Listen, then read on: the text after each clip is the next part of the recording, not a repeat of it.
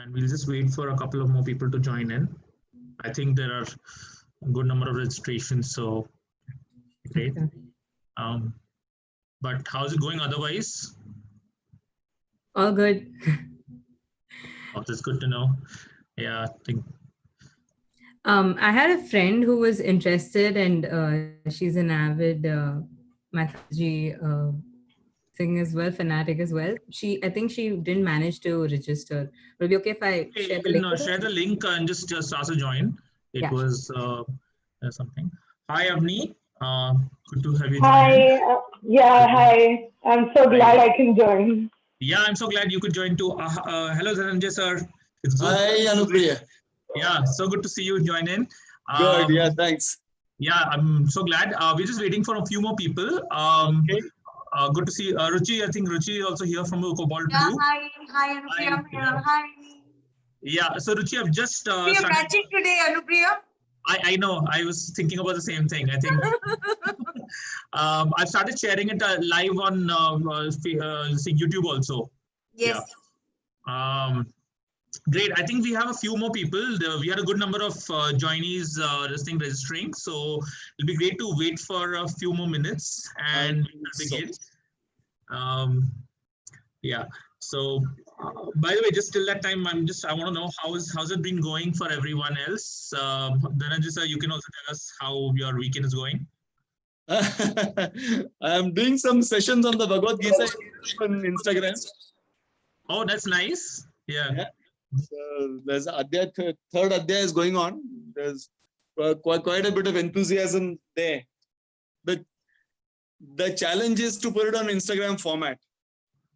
That's true. I think that's always a challenge, like, how to work with the medium. The message is always there, but the medium is the question. I like the brevity of the medium. That is true. That forces you to think, to condense the knowledge that's given there. That's true. That's true, sir. I think, and it's really nice that you're even thinking of the medium, like how to work on that medium and this thing. That's great. That's always interesting. That's true. Oh, great to see you, sir. I also see a couple of more people have joined in. I think Preeti, hi. Good to see you join in. Okay. Hi, Dad. You're also there. It's good. I think there's so many people have joined in, Anupriy. I know. I wasn't expecting such a good crowd. I think. Yeah. It's going to be so much fun. I hope you're recording. It's recording, right? Yeah, it's recording. It's recording. Okay. And we are live on YouTube as well. Yeah, I see this thing. I think YouTube is there. Okay, Anupriy, why don't you do one thing? You can try once more to go live on Facebook as well. I don't think I can go on both, right? I'll have to cancel this thing live. That's the only reason. So let it be. Let it be. Yeah. I'll figure out about the Facebook thing for the next live thing. Exactly, I think it's a regular feature now, so you can figure out aram se, Definitely. I think the best part is we figured out how to schedule a live session, and I think from now on we can do more live sessions accordingly. So good. Definitely. I also see Renu Thapar. Hello, Renu Auntie. Hi, Arun.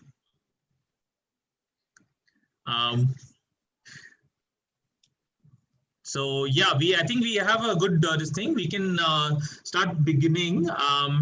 So a couple of things before we start. I want to introduce the thing, and also a few requests regarding this session. So as you all know, the session is supposed to be just an open discussion around the topic of mythology in general. This idea came from I think our discussion with Ruchi and myself, and it's something that we've been considering.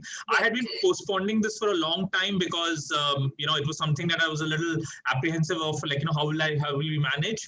But I think the main thing that came out from our discussion is mythology has always been something that is never meant for a one person, it's never meant for mortal musing, right? It's always been something that has evolved through discussions. And given the fact that the mathematical sessions are going on right now, I think we've done 5 live sessions, and I've been getting a lot of, interesting reception regarding it. Thanks to many of you who've also been giving me like, certain, feedback and suggestions on what can it do. And that just made me think that it'll be really good to like actually have people on board and have some more discussions around it. Certain things needs to be demystified in the topic of mythology. There is this tendency of thinking of mythology as some sort of an esoteric or an academic subject. And I know we have people who are very well versed with mythology. Some of you are also here, and there are people who just are interested in mythology, and we're still discovering, we're still figuring it out. I consider myself to be amongst them. I don't see myself yet to be a scholar in mythology. I always call myself a mythology enthusiast rather than a mythologist, because I don't think I deserve that title yet. But then again, it shouldn't stop anyone from discussing it. So with that in mind, I wanted to have this session, this open discussion. We'll do this maybe every Saturday, every first of Saturdays of every month. We'll figure that out. And the first session, I had a topic in mind, but again, I want to leave it open. I do want to say that this is this is a safe space. This discussion is meant to not test someone's knowledge or to cheat certain beliefs and sort of a thing. It's more with the idea of trying to understand that what we know and how do we expand that this thing. And it's like the Upanishads. Just come sit with us and have the discussion to further your knowledge. So with that in mind, I just thought that we could all gather together and have this thing. I do have some questions, so I'll be moderating the discussion just so that there is some sort of this thing to it. But at the same time, I would encourage you to ask questions if someone has said something and you have you have something to add to, or you want to do that. Definitely do it. What I can definitely do just to ensure that we are able to everyone's voice and all is if in case you have something, it'll be great if you guys can start your video, because it'll be a lot easier to see. Yeah. I was just going to say that I know that this thing Zoom is something that we always prefer, like locking out, and sometimes it's a net issue also, but it'll definitely be great. I think it's also the way of humanizing each other, right? We don't see each other's name, we see each other's faces. And don't worry if, I know that we are all at home. We don't have to be well dressed and all. It's okay. But it'll just be great to do that. Yeah, it's great to talk to faces, and it kind of makes it so much easier when you see everybody's expression, I get that. Yeah, totally. I think that it's just interesting, and also I think it'll be easier. What I would suggest is we'll have some questions which I'll go around this thing and ask some things which everyone can say. But if someone has something to add, you can just raise your hand, and I think we can do that. The rest everyone can be on mute at that point of time, just to avoid the conflict, because Zoom it just tends to be a little this thing. But really nice to see the faces and all. So the first things first, I want to start off with this thing. I think I want to ask everyone to give an introduction, just a slight thing of what they do, what they like, and what is their interest in mythology. And what we can do is we can go through this thing. Maybe I can just ask saying, Anaga, you can start, and then we can just go alphabetically for everyone. Okay, does that work? Hello, Anaga, can you hear us? Yeah, I can hear you. Yeah. So you can go ahead. Sure. Yeah. Hi everybody. I'm Anandha Ravi. My introduction to Anupriy himself was actually through Think Design, and I had done this very quick presentation on exploring research methods through the Mahabharata, through the different characters and minor stories that sort of play out in the realm of Mahabharata. But I actually was introduced to mythology through the fine arts.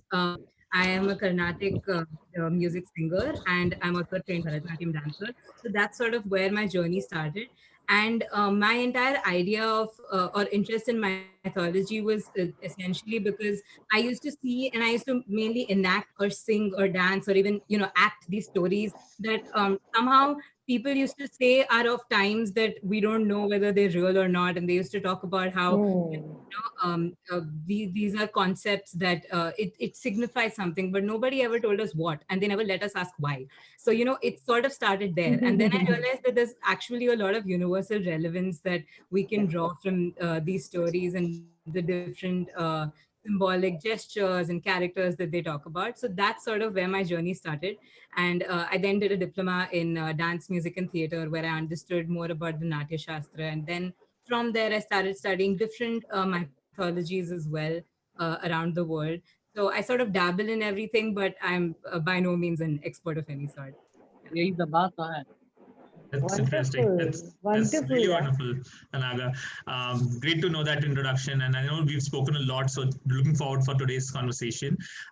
We can just move to the thing. Anupriy Kanti, I think yeah, that's my dad. Dad, you can give your introduction too. Yeah. Okay, so I got introduced to Anupriy about 30 years back when he was born. And for me, mythology and the stories have been part of my life. Otherwise, in terms of right from the childhood, like all of us coming from our parents or grandparents, and in turn, myself passing it, some of it to Anupriy, and of course, it was primarily, I think, my father who had been telling a lot of stories to Anupriy, and he had that interest in him, and he was telling stories right from his childhood, which will never end, and one has to keep listening to that. The interesting thing about mythology or mythological stories, though, for us, they have been primarily from Indian mythology, like Mahabharata, Ramayana, and could be Panchtantra or Purana stories and all that. We have not been so much exposed to the world mythology, only few which we did by our own reading once in a while. And it always intrigued how things are similar and dissimilar in different types of mythology, which was interesting.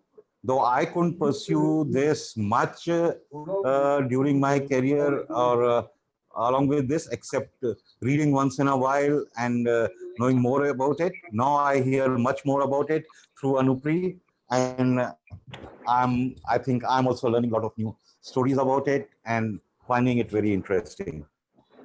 Wonderful. Thanks, Dad. Yeah, that was a good introduction. And he's right. I use this whole idea of telling stories, and I'm using mythology right now as a excuse to just engage with people. Great. We can also, I think, yeah, just following up, we have Anurit also. That's my brother.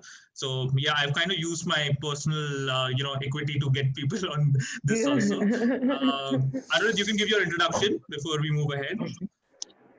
Oh, sorry, 1 second.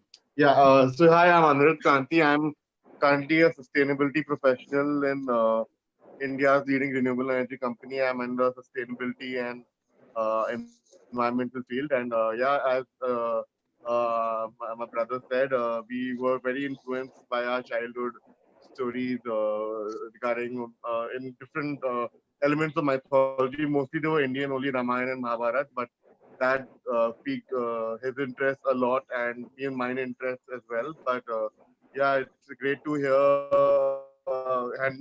My brother definitely reads a lot more than me, so it's definitely like it's a pleasure to sometimes hear all these stories and all, and then make those inferences with your current life and see how that is. Which is not only current life, but like different disciplines and all that. So it's very interesting to get mythological learnings from that, and I always look forward to such sessions. And yeah, waiting to hear what else comes up. Yes. Wonderful. Great. Thank That's you. listening. Thank you. Yeah, I think one thing interesting with me and my brother is we've been grown up being compared. I mean, the story of my family's always used the Ram, Lakshman, or in fact, my mom used to have a very interesting say always that, do you want to be like Ram and Lakshman or Vali and Sugriv whenever we would fight and all. And that was a way for, making sure us to calm down. And there are times I did want to be Bali more than I wanted to be Ram, but then I guess that, but I think, yeah, that was a very interesting thing. Just moving ahead, it was a great introduction to, I think, Avni, you can, give us your introduction. Nice to see you here. Hi, so I'm Avni. I was introduced to mythology as a child. Like the stories that I was always told were always about like mythology. So when I grew up, I didn't really rely on Cinderella more than I like did on Draupadi, and that is like where it all started. And once I went into design, we were told to look at Indian design, and that sort of created more of an interest in me. Hmm. Yeah. That sort of created more of an interest for me to delve more into mythology and sort of see where this Indian design and how like it has evolved and how mythology shaped basically our culture in what sense. So I'm here to listen mostly. I'm really excited to do that. Wonderful. That's great, Avni. I mean, I think you brought an interesting point about Cinderella and all. I mean, the question of mythology also tends to be associated with certain types of stories. One of the things I want to discuss is this idea that, what is not a mythology, what is a mythology and all. And I think it's very interesting where you're coming from. Just moving ahead, I think this thing, Delson, maybe you can give your introduction. That'll be great. Hi guys, I'm Delson, and I'm completely new here. I was introduced to this group by one of my former teachers, Commander Joshi. I think he's your teacher as well. So I was introduced to mythology at a very young age while growing up in the US. My main interests were in Greek mythology at the time. And then when I moved to India, I was totally blind to what the Indian mythos was. So I was very, hungry for that. And as I grew up in Delhi and Bombay, I started learning about the Mahabharata, and that really inspired me to use a lot of those stories in my own works as a writer. So I've always been interested in comparative mythology, comparing the different themes and the different characters and seeing the similarities and the ideals behind those characters and stories. That's great. And I think, comparative mythology is definitely something that's very interesting to people who are actually pursuing mythology. So I completely understand that, something of my interest too. We can move ahead. Dhananjay sir, maybe you can give your introduction too. All right. Yeah. Thanks. My name is Dhananjay Joshi. I have done too many things in life, actually. I started my life as an engineer in the Indian Navy. And many years, that was many years ago. And then I left the Indian Navy to start teaching. Right? And for about 15 years, I taught in the in two international schools. Right? And my journey of interest in mythology and the Puranic stories started, of course, as a child, as Anupriya's father was mentioning. Right? That I think each and every one of us, our journey started with the retelling of the Puranic stories, which our moms, dads, whoever in your family told us, right? And for the last 15 years, I've been trying to resolve one thing in my head, which is the reason why I'm here, is the difference between myth and itihas. Why are certain things classified as mythology and what is itihas? Because this word in the Indian context is used in a very negative way. So how does one resolve that is some question that I've been trying to ask myself for the last 15 years. Right? And let's see if we can generate a debate on that first before we touch anything else. Definitely. Very nice. That's true, sir. I think that's this thing. By the way, just to this thing, Dhananjay sir used to be in in Dhirubhai school. He was a teacher of mine. While I was never in any of his classes, this thing, I used to talk to him a lot about history and all.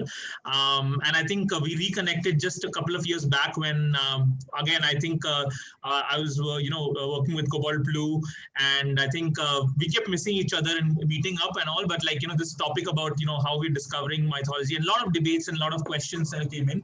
He's definitely someone I always seek out to like ask about, after a session, like, what was it and all. And he has a lot of good feedbacks and like a lot of things that, we can be improved. So looking forward for that, and looking forward for the question he asked, which I think is pertinent to, what exactly is mythology. Just moving ahead for introduction. So we also have, I think we have Smita. Smita, can you introduce yourself?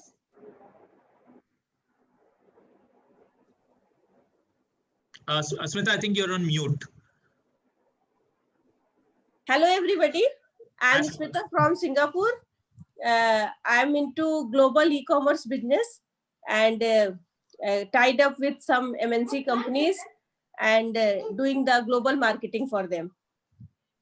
Oh, that's great. That's great. I was connected by Ranjina. Oh yeah. I was saying, Ranjana, that's my mom. I guess again, the good thing of referrals is that people are joining in. So nice to meet you, Smrati. So just going ahead, Preeti, maybe you can introduce yourself. Yeah, hi.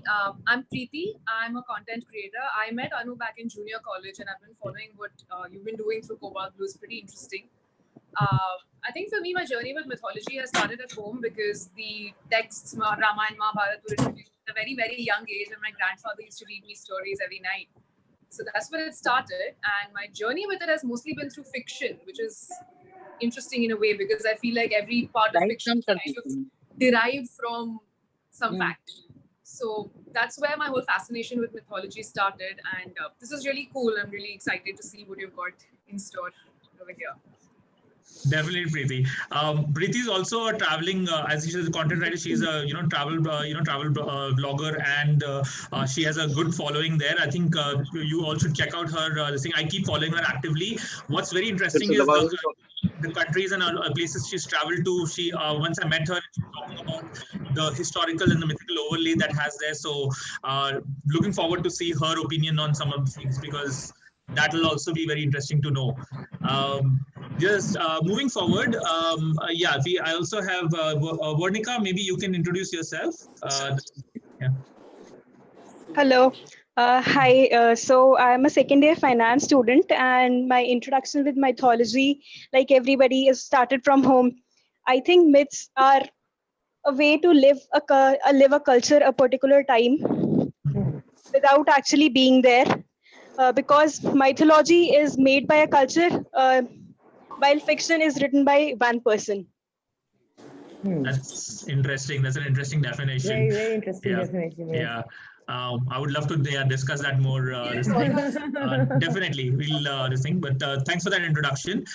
We also have Renu Thapar. Renu, maybe you can introduce yourself. Hi. Hello. Hi, I am Renu Thapar. Same as we were introduced to mythology right from the childhood. My parents used to provide a lot of mythology books, and Anupriy has made me curious to learn more about other mythologies, and many stories or maybe facts always help me to deal with the day-to-day problems in life. So I want to learn more about mythology. Thank you. Thank you. Thank you, Renati. I think, that's true. I love the fact that, there are people who love a certain mythology, and discussing a different mythology, opens new perspectives. So I sometimes get to know more about different things, and definitely it's something I really enjoy doing. We also have Miral Buttada. Maybe you can introduce yourself.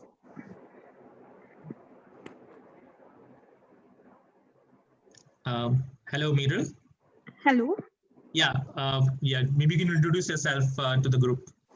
My name is Miral Bhutada, and I'm right now completed with my engineering, and little bit interested in this part of mythology.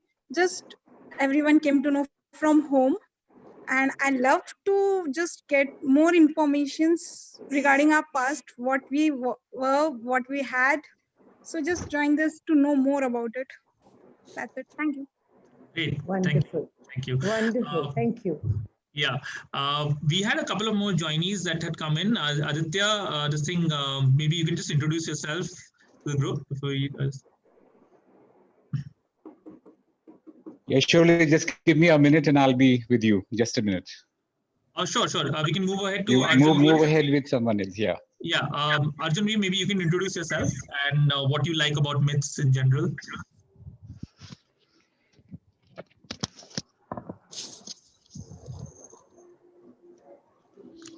Hello. Yeah, hello, Arjun Veer.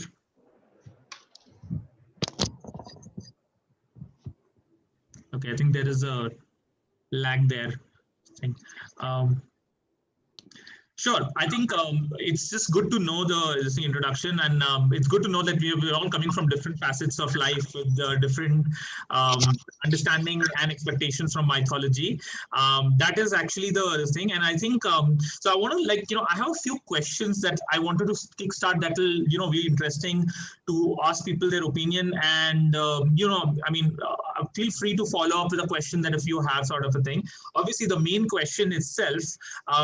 I have a term from a myth, and I want to put it down, and then just would love to see if anyone has a particular idea around that and all. Generally, the way I would I classify myths or saying not looking at the historical meaning of the word myths and all.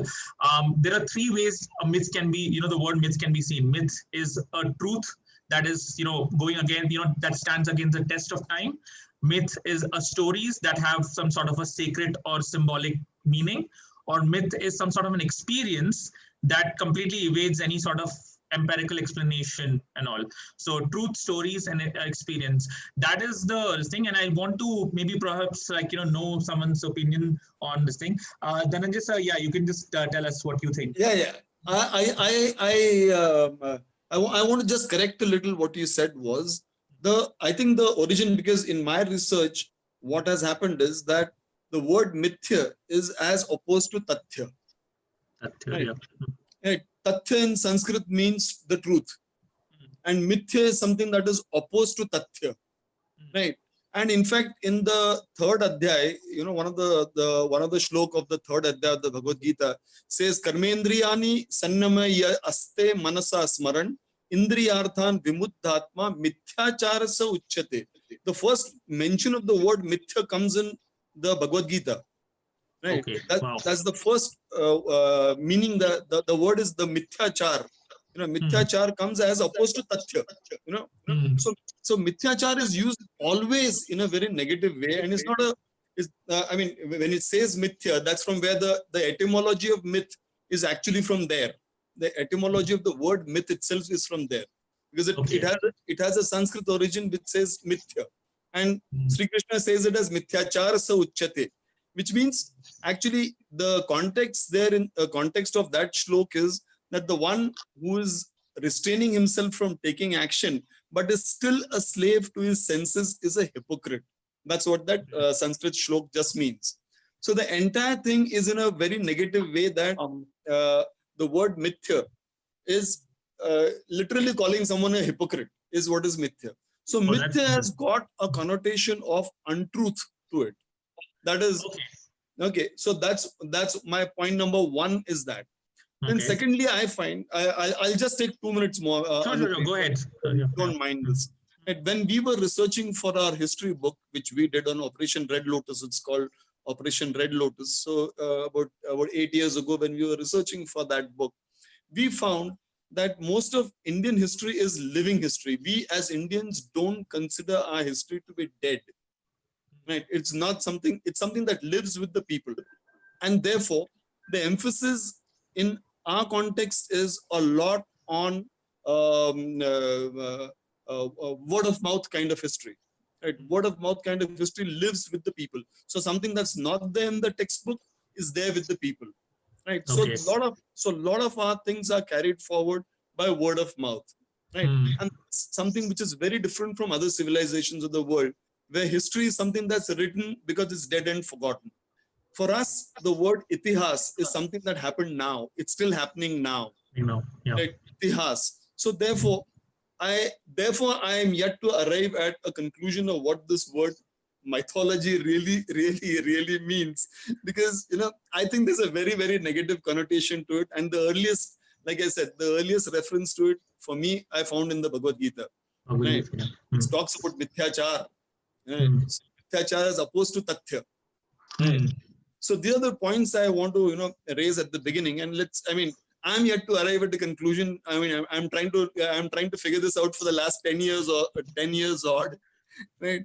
And I find this very conflicting, in India, because we live our history, right? There's so much of history which resides with the people. Many, it's not there in the history textbook, because so-called experts write history books, right? And when you write history books, you leave out something. You leave out something that is inconvenient to you. You leave out things which are inconvenient, right? And you put the things which are convenient to your narrative that you're trying to peddle, right? And there's a lot of history with the people, right? So therefore, when you say history, for us it is itihas, and itihas is something that is living. It's happening now, right? That's true. Yeah. Okay. So yeah, someone else can take on from here. Definitely, Dhananjay sir, that was very interesting. The etymology of the word mythia and all. Does anyone else wants to add anything about the word myth or this thing? Yeah. I mean, perhaps maybe we should, regarding the etymology of the word myth itself, whether it stems from Bhagavad Gita, or maybe like a Google search would kind of say it comes from the Greek word of that, some other, it's got a Greek etymology. So maybe we need to probably understand historical narratives better to see whether etymology really originates from. I mean, maybe the whole mythology is based on the fact that it's a narrative, and that can have origins from anywhere in the world, and maybe taking a step back and seeing that whether these origins are maybe from one. I mean, it's a bit debatable to the etymology of the word myth, because that's what I feel in terms of, at least because in the liberal arts background which I have, we had to it was important to sometimes look at even existing narratives from a multidisciplinary and multi-contextual space, where you see it from not just one origin, but like it can have multiple origins, and then so maybe I'm not sure of whether the Greek etymology is the one which is accurate, or the Indian one is accurate, or whether there was some other etymology altogether. It all depends a lot on power structures which shape the world and shape these historical narratives, which kind of like give like myths that origins from countries and all. But maybe it's better to understand those perspectives as well before, Definitely. I think the words have power, and words have a political, connotations too. I think, as Dhananjay pointed out and Anupriy, you pointed out, the word myth and, the mythia and mythos may not be, I may not actually have the same origin, but have similar sounding words. Mythos meant anything narrative. Mythia, as, Dhananjay sir pointed out, came from a word of, hypocrisy and all. I think what's also important to just remember is that while obviously we are all exploring the word, I'd also like to know what is your personal interpretation of the word myth, or this thing. And when you think of the word myth, what comes out? What is your emotional relationship with that term itself? I mean, I do understand that there is this thing. You can also tell about your understanding, as very well, Dhananjay sir and Anupriy have spoken about it. And this thing, Aditya has also written about the idea of myth and mythology itself. Does anyone else have this thing? Your own. Good evening. This is Vijay Ravi, and I joined a little late. So I'm also from the academic background, and I would not take much time for the introduction right now, because as you have given the question here, so what myth means to me, so since I have the background of a little bit of research, so I think that myth is something which is applicable in every field. Okay. So even if you take a small experiment, like you say that, have sanitizers manage to destroy the germs on your hand, we first start that with a myth or a fallacy or what is it. So you can say that myth has been something which has been it has been like explanations which were given about the universe or the cosmos or fundamental theories or fundamental. So, but you have some other aspect which is going to make it more reasonable to believe. That is the scientific side. So myth is something you just go with, and like you just take it as it comes because it's passed down from word of mouth, or there are different ways people hand it down. There is no way you can, like, as Mr. Dhananjay rightly said, that we are probably living those times still. So there is no way you can go to that time. It is like timeless. It has never changed. But there is nobody to still go against it and prove something out of it. If you bring some scientific theory into something, then you try to analyze, experiment, and critically think that, this may be true, this may be false. Science changes with time. But myths, though they are questioned, they still have quite a lot of authority. When you look at a lot of these values or whatever kind of concepts which are passed on. That is my view on this. That's interesting, Ms. Vijay. I think what you have brought out, one aspect that we were not considering is the, I mean, myths don't always have to exist in the terms of like, the cultural myths that we existing. I mean, in comparison to science, the question that, what exactly is the scientific fact? What exactly is a mythical fact? And I think that's something we should always, it's an important thing that we need to consider. I do, I do understand the point of myths being timeless, which is an interesting aspect, right? I mean, if you think about it, the myths, the terms itself, myths may change, they have variations, right? But at the same time, there's something timeless about it. We all know the story of Ramayana and Mahabharata, probably different versions, but we do feel that we know it, right? And I definitely think that's an interesting thing. Dhananjay sir, you have something to say. Yeah. I sorry to interrupt you, Anupriy. Right. I think one of the nicest thing that was said about our stories. Essentially, you're talking about stories, right? The moment you stand in judgment of anything, then you lose the plot. Yeah. So my reading of this, my reading of our stories and whatever is that the moment you stand in judgment of the, let's apply a scientific template to it, let's apply Indian template to it, let's apply this. You are standing in judgment, and the moment you stand in judgment of it, then you lose the plot that the story is trying to tell you. The story is trying to pass on a value. The story is trying to weave a plot into a, which might give you some value, and the moment you stand in judgment, you take away that value. So that is my, sorry for that interruption. No, definitely, that's a good point. I mean, as soon as we bring our own judgment or templates onto a story, we have this thing. But I think it does happen. It does happen a lot often. We do that. I think it's a very human this thing, right? Yeah, like Anaga, you have anything to add, or do you want to say something to this? Yeah, I did. Actually, adding on to what my mother and Dhananjay sir said as well, I think the idea of myth is essentially something that is open to interpretation. And I think this brings in the question of, I think this was like your whole opening statement for this entire discussion, like what a myth, right? Or what is a myth? Like that is something that people often say when they're talking about, for example, a WhatsApp forward that you don't believe in. You say, oh, it's a myth. But I think that though it is a negative connotation that it has now taken up, it originally essentially implies that a myth is a narrative that is open to interpretation. So a lot of flag bearers of traditional Hindu, the Sanatana Dharma, or any of the other mythologies sort of find it very controversial when people put out their own interpretations or their own narratives of an existing mythology or a myth. But I think that was the whole idea of a myth to begin with, that it is something that it is okay if you ascribe your values to it as long as you use that to understand it yourself.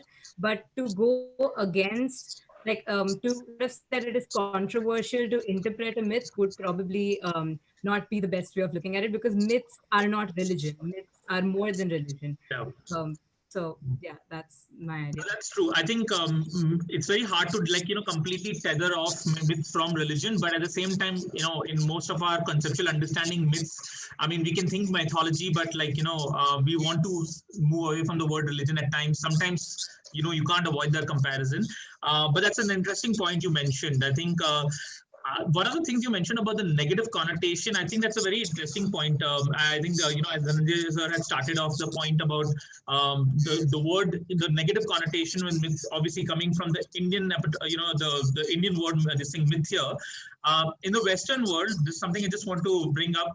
Actually, the word myths became a negative thing is when when the European people were studying the Greek terms, when they were studying the Greek religion, given the fact that they were following a Judeo-Christian model and that was the true word of God, studying another religion automatically became the term that, oh, this is all mythology as compared to the divine truth. One of the places this came from, especially this is in the, the complete, 19th century, became even more because colonization helped, excavate new information, new cultures and all. That is where a lot of the terminology of the word myth being as something false or something that is untrue has come from. At least in the Western context, given, as we sort of mythia has, obviously mythia had always meant that, but in the Western context, that's where it came from. And I think we are carrying that. I mean, still now we still use the word myth in a negative way. And obviously we can't escape it. And sometimes, we can, do that. I'd also like to know someone, Preeti, do you have anything to add about this in your travels or anything you had, anything that, what is your meaning of the word myth? So not very different from what's already been discussed. I don't think there's anything further I can add, but these are some interesting perspectives that I've got over here. While traveling, it's never really had a negative connotation. It's mostly been welcomed with a sort of fascination and a curiosity. But the thing is, like when I travel, it's always been about, staying open to learning more about the place or the culture or the history or what boils down to what the culture believes in at that moment. So it's never been a negative reception. It's always been very, very open-minded and positive. So I feel like that still exists in some places. Yeah. That's interesting. I mean, like the even with debate, the idea that there's a lot of open interpretation and the openness to that. Delson, I think you mentioned comparative mythology, and I think this is the right time to bring that part up. This thing. As someone who's interested in comparative mythology and this thing, what is your take on the word myth to yourself and your understanding of it? So, I mean, as a writer, I see myth as a collection of narratives that imbibe what the culture idealizes. So, certain truths, certain values are embedded in myths, and they're traveled down as stories through time. And people add to that their own values to those myths. One of the things that I found interesting was that a lot of the different myths in Greek, Norse, Mesopotamian, and Indian mythology is that there's certain themes, certain values that you see all across, and certain kinds of gods or certain kinds of characters that embody those values. So that's the way I would see a myth. That's interesting. Yeah, I think the fact that there are a lot of commonalities in this, the stories across, especially, I mean, if you've been seeing the live streams that I've been doing, I generally take up topics which are across the different mythologies and all. What I think I definitely is interesting is that, when you see more similarities with obviously differences in the identities and all, I think the word myth also takes on a new meaning altogether. Not always tethered to what has been culturally accepted, but it starts making your own thing. When I started that thing, I just meant what myths have become to me: truth, stories, and experiences. And I don't mean that as something that's what exactly myth is, but it's that's how I'm approaching myth. By the way, we also have a couple of new people who have joined in, Ritika and Mehak. Great to see you guys here. So I think you've been part of, you've been hearing this conversation. It'll be really interesting to see this thing. Mehak, you have, you want to add anything on what is your, what is your take on the word myth, or what do you like about the word myth itself? Yeah, I'm so sorry I joined a little late. So I think everyone has sort of covered what a myth means to them and so on and so forth. I think for me, now that I'm hearing so many different people talk about what myth means to them, I'm realizing that my relationship with myths are something that have evolved over time. I mean, like as a child, I was someone who was exposed to them as stories, in terms of growing up and reading all of your Amachitra Kathas, etc. And then you get exposed to religion, and then it just becomes when there's like a puja and all of that happens. And then I think as you become an adult and you're not just a consumer anymore, you also start analyzing them, then different layers come into the picture. So I think it's very strange that way. I'm realizing that I have a very evolving equation, and I've kind of agree with everyone, because at one point or the other I have been that person and I've felt that emotion in terms of my relationship with myths in my life and just the word in itself.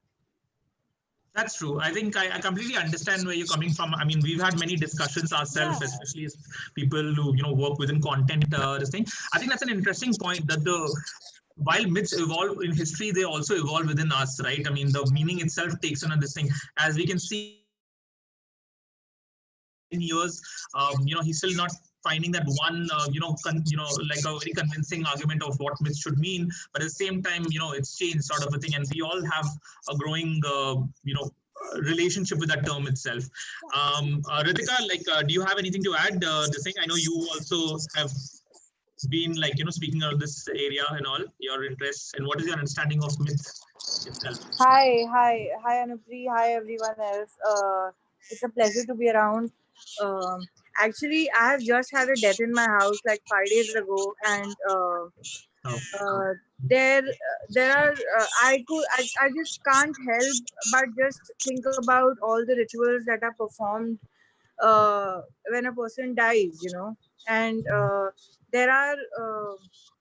The rituals, they say that it's written in the Garud Puran, that is a book which talks about a lot of death rituals, and where a person goes after death, and how a person is after death, and what should you do for the person to get moksha, even if the person has not been nice on earth, and if you do certain rituals, the person can get moksha. I mean, there are lots of so I don't know whether it's a myth, it's a reality, but it's all written. So is the written word valuable enough to be considered? I don't know actually. Do you understand what I'm trying to say? Definitely, Ritika. I think you just got an interesting point about myth becoming very real. So definitely, I think that's a point to bring. Yes, Dhananjay sir, you have. I mean, I was just answering her that I think I was just answering you, Ritika. Right? You should never believe. We have never been a nation of believers. We've always been a nation of seekers. So all of our stories are about questions. I mean, the Bhagavad Gita is only about questions. Right? Yeah, so true. Therefore, never believe anything that's written. So yes, so ask questions, and when you ask questions, you get answers. Right. So that is what that is we of all the readings that I have done so far, we have always I have come to this one conclusion that I hate to use the word religion because it doesn't apply to us, right? As Hindu, it does not apply to me, right? So therefore, we've been someone who always been seekers, and we have never been believers. There's never a set of rules that we need to follow. There's never a set of circumstances. So ask as many questions to satisfy yourself. So therefore, in this, in this context, when my father passed away, there are hundreds of questions I needed to ask. Right. So I asked them, and therefore, they're not all the people who are doing rituals are learned people. So therefore, your questions continue. The questions continue in your head. Right. You come to a point where you say that, okay, this guy doesn't know anything, but let me find out. And then the journey begins. Because there are no easy answers here. Absolutely no easy answers. Right. But my exploration in death is very, very recent, and it's very, very new. And I haven't really given a study about. Just give me a moment. I have a child with me. Yeah, I can understand that. Yeah. Yeah. So I was saying that I don't really know whether whatever is written see, I am only hearing what the Pandit here who performs the rituals say, you know, That's and right. he's reading out the written word. That's what That's he right. claims. That's right. And if he is reading out what what is written, then is the ancient word a truth or it's still a myth? Is what my So question. yes. Yeah. So I'm answering exactly that question. You know, so you should not believe anything that is written till you satisfy yourself. Okay. Right. So that is the founding principles. The founding principles of Sanatan is exactly this: that don't believe things that are written, because the written word can be changed. You satisfy yourself. You satisfy yourself and come around to your own conclusion. There are no dictats here.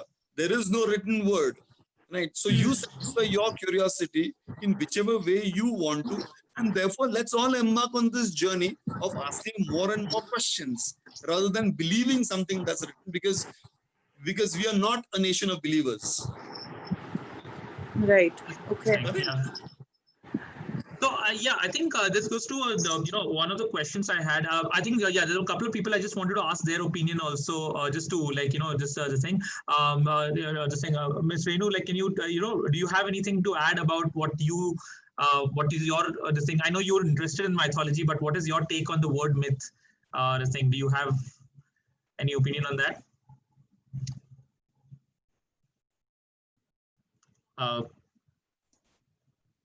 Sorry, I think it's still on mute. Renu auntie, do you have this thing to add? I think it's on mute.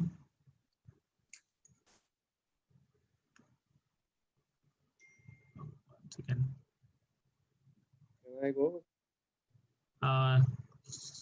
Sorry. See, what she was talking about are rituals. Many have scientific reasons behind it. If you think about them, and things have been changed by the people who do it, like pundits and all. So if we try to understand, not all I say, but many of our rituals have scientific meanings also. That's true. I think there is a lot of connections between science and myths, right? Yeah. So yeah, I We think have. it brings me to a new question, and I think now that we're exploring the word myth, and I think yeah, we have interesting this thing. We talked about the historicity of the term myth. We spoke about like what does the word like how the myth is evolving for people like in history, and this thing. Also the idea that myths is very connected to rituals, and like Ritika, your introduction to a certain myth comes from that experience that you had at a home sort of a thing, traumatic and all, but at least that's the place where you have it. But I think one thing I want to ask is that the word like the myths itself, right? I mean, we all like when we think of the word myths and all, there are certain stories and all that come in our mind more often than not. We have certain ideas of this thing. We have certain like certain adjectives associated with that.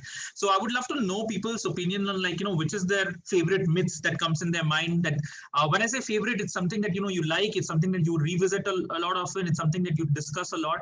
I just want to know about that, because I think that informs a lot about what myths start meaning to you, right? Maybe we can like start off with this thing. Varnika, do you have this thing? Do you have a favorite myth and anything?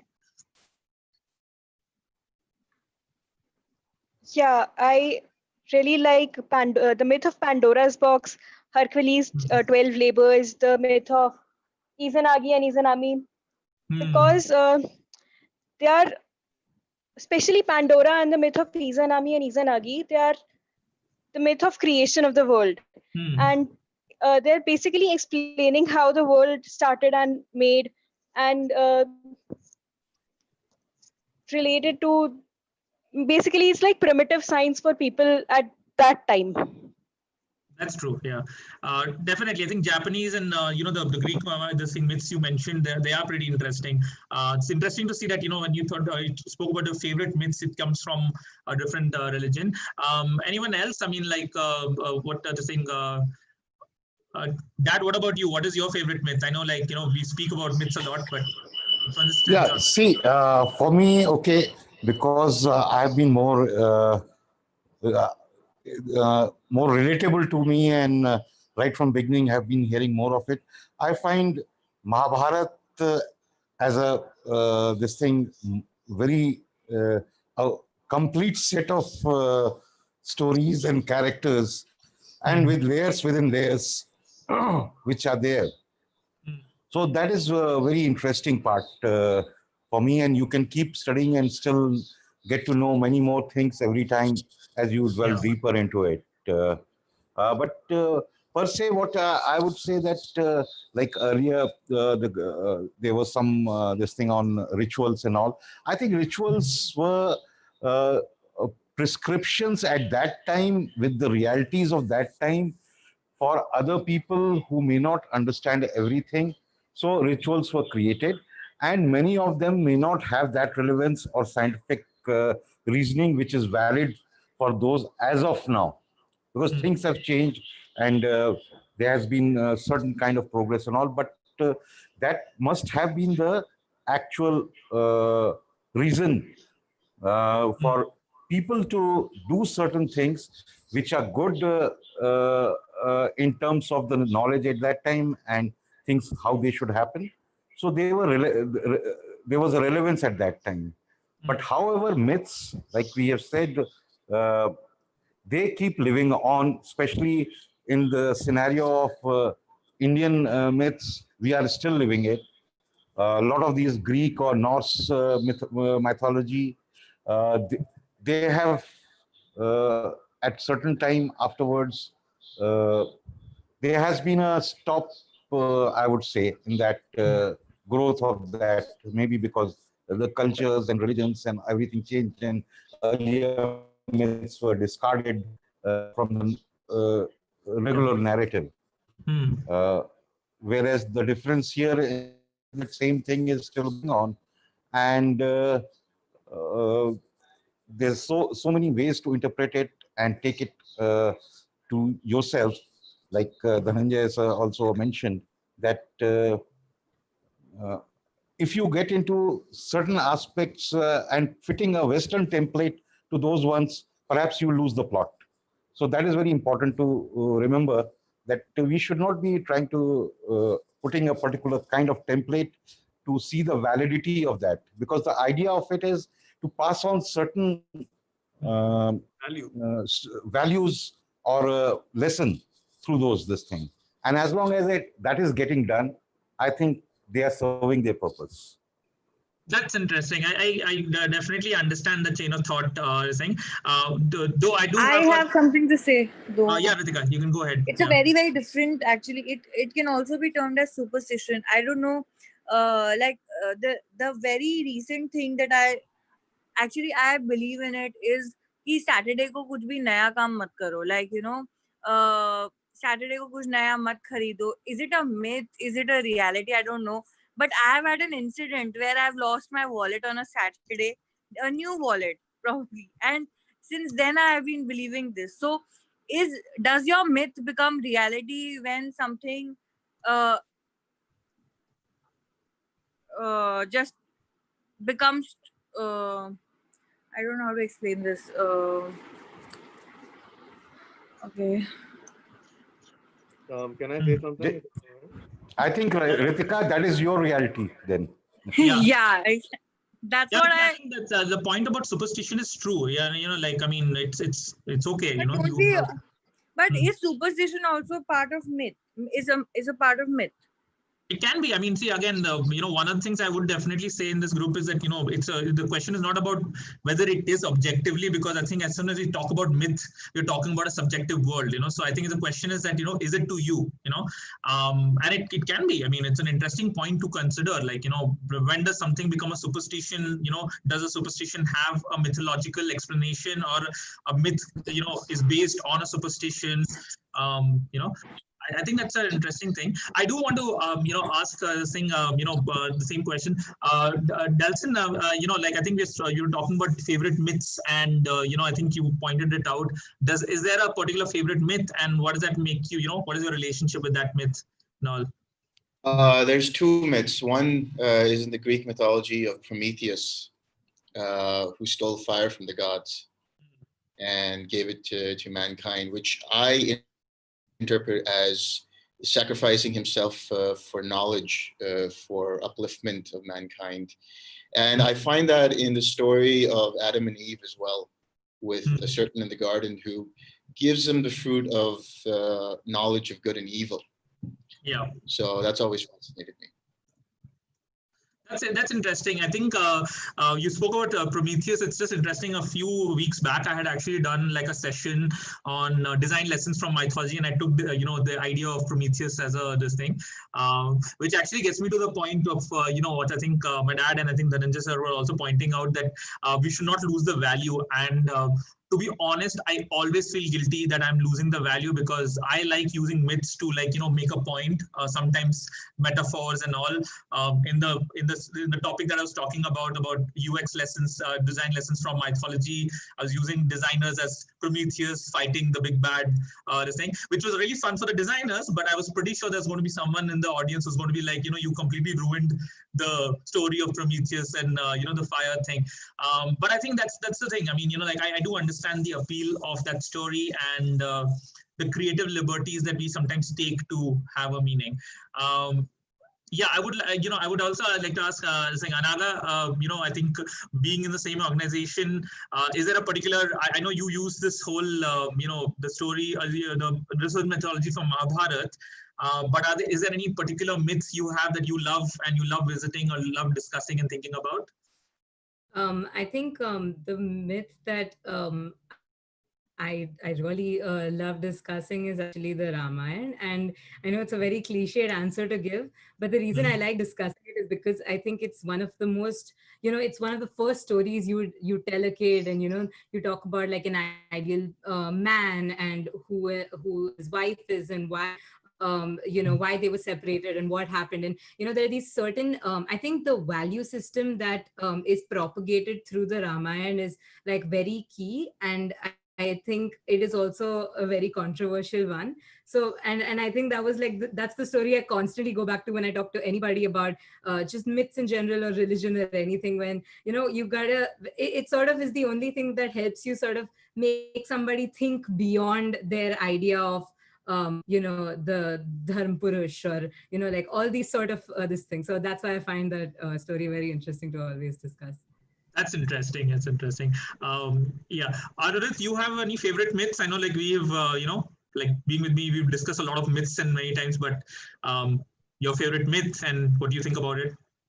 Yeah, so there are a lot of myths. I mean, I kind of so I just wanted to reiterate a point probably said by Dhananjay sir and my dad also in a way. But the whole point of myths or history or any knowledge or any discipline, studying anything, is to kind of get the right values out of it, to build the right meaning and purpose for your life, to create a better world. So I feel that in that sense, the arts, the sciences, all the disciplines, mythology, history, all the disciplines need to come together to communicate that knowledge better. So that's where storytelling comes in, because the inference from that storytelling, whether it's a myth, whether it's a historical fact, whether it's a story, what you get out of it is the most important.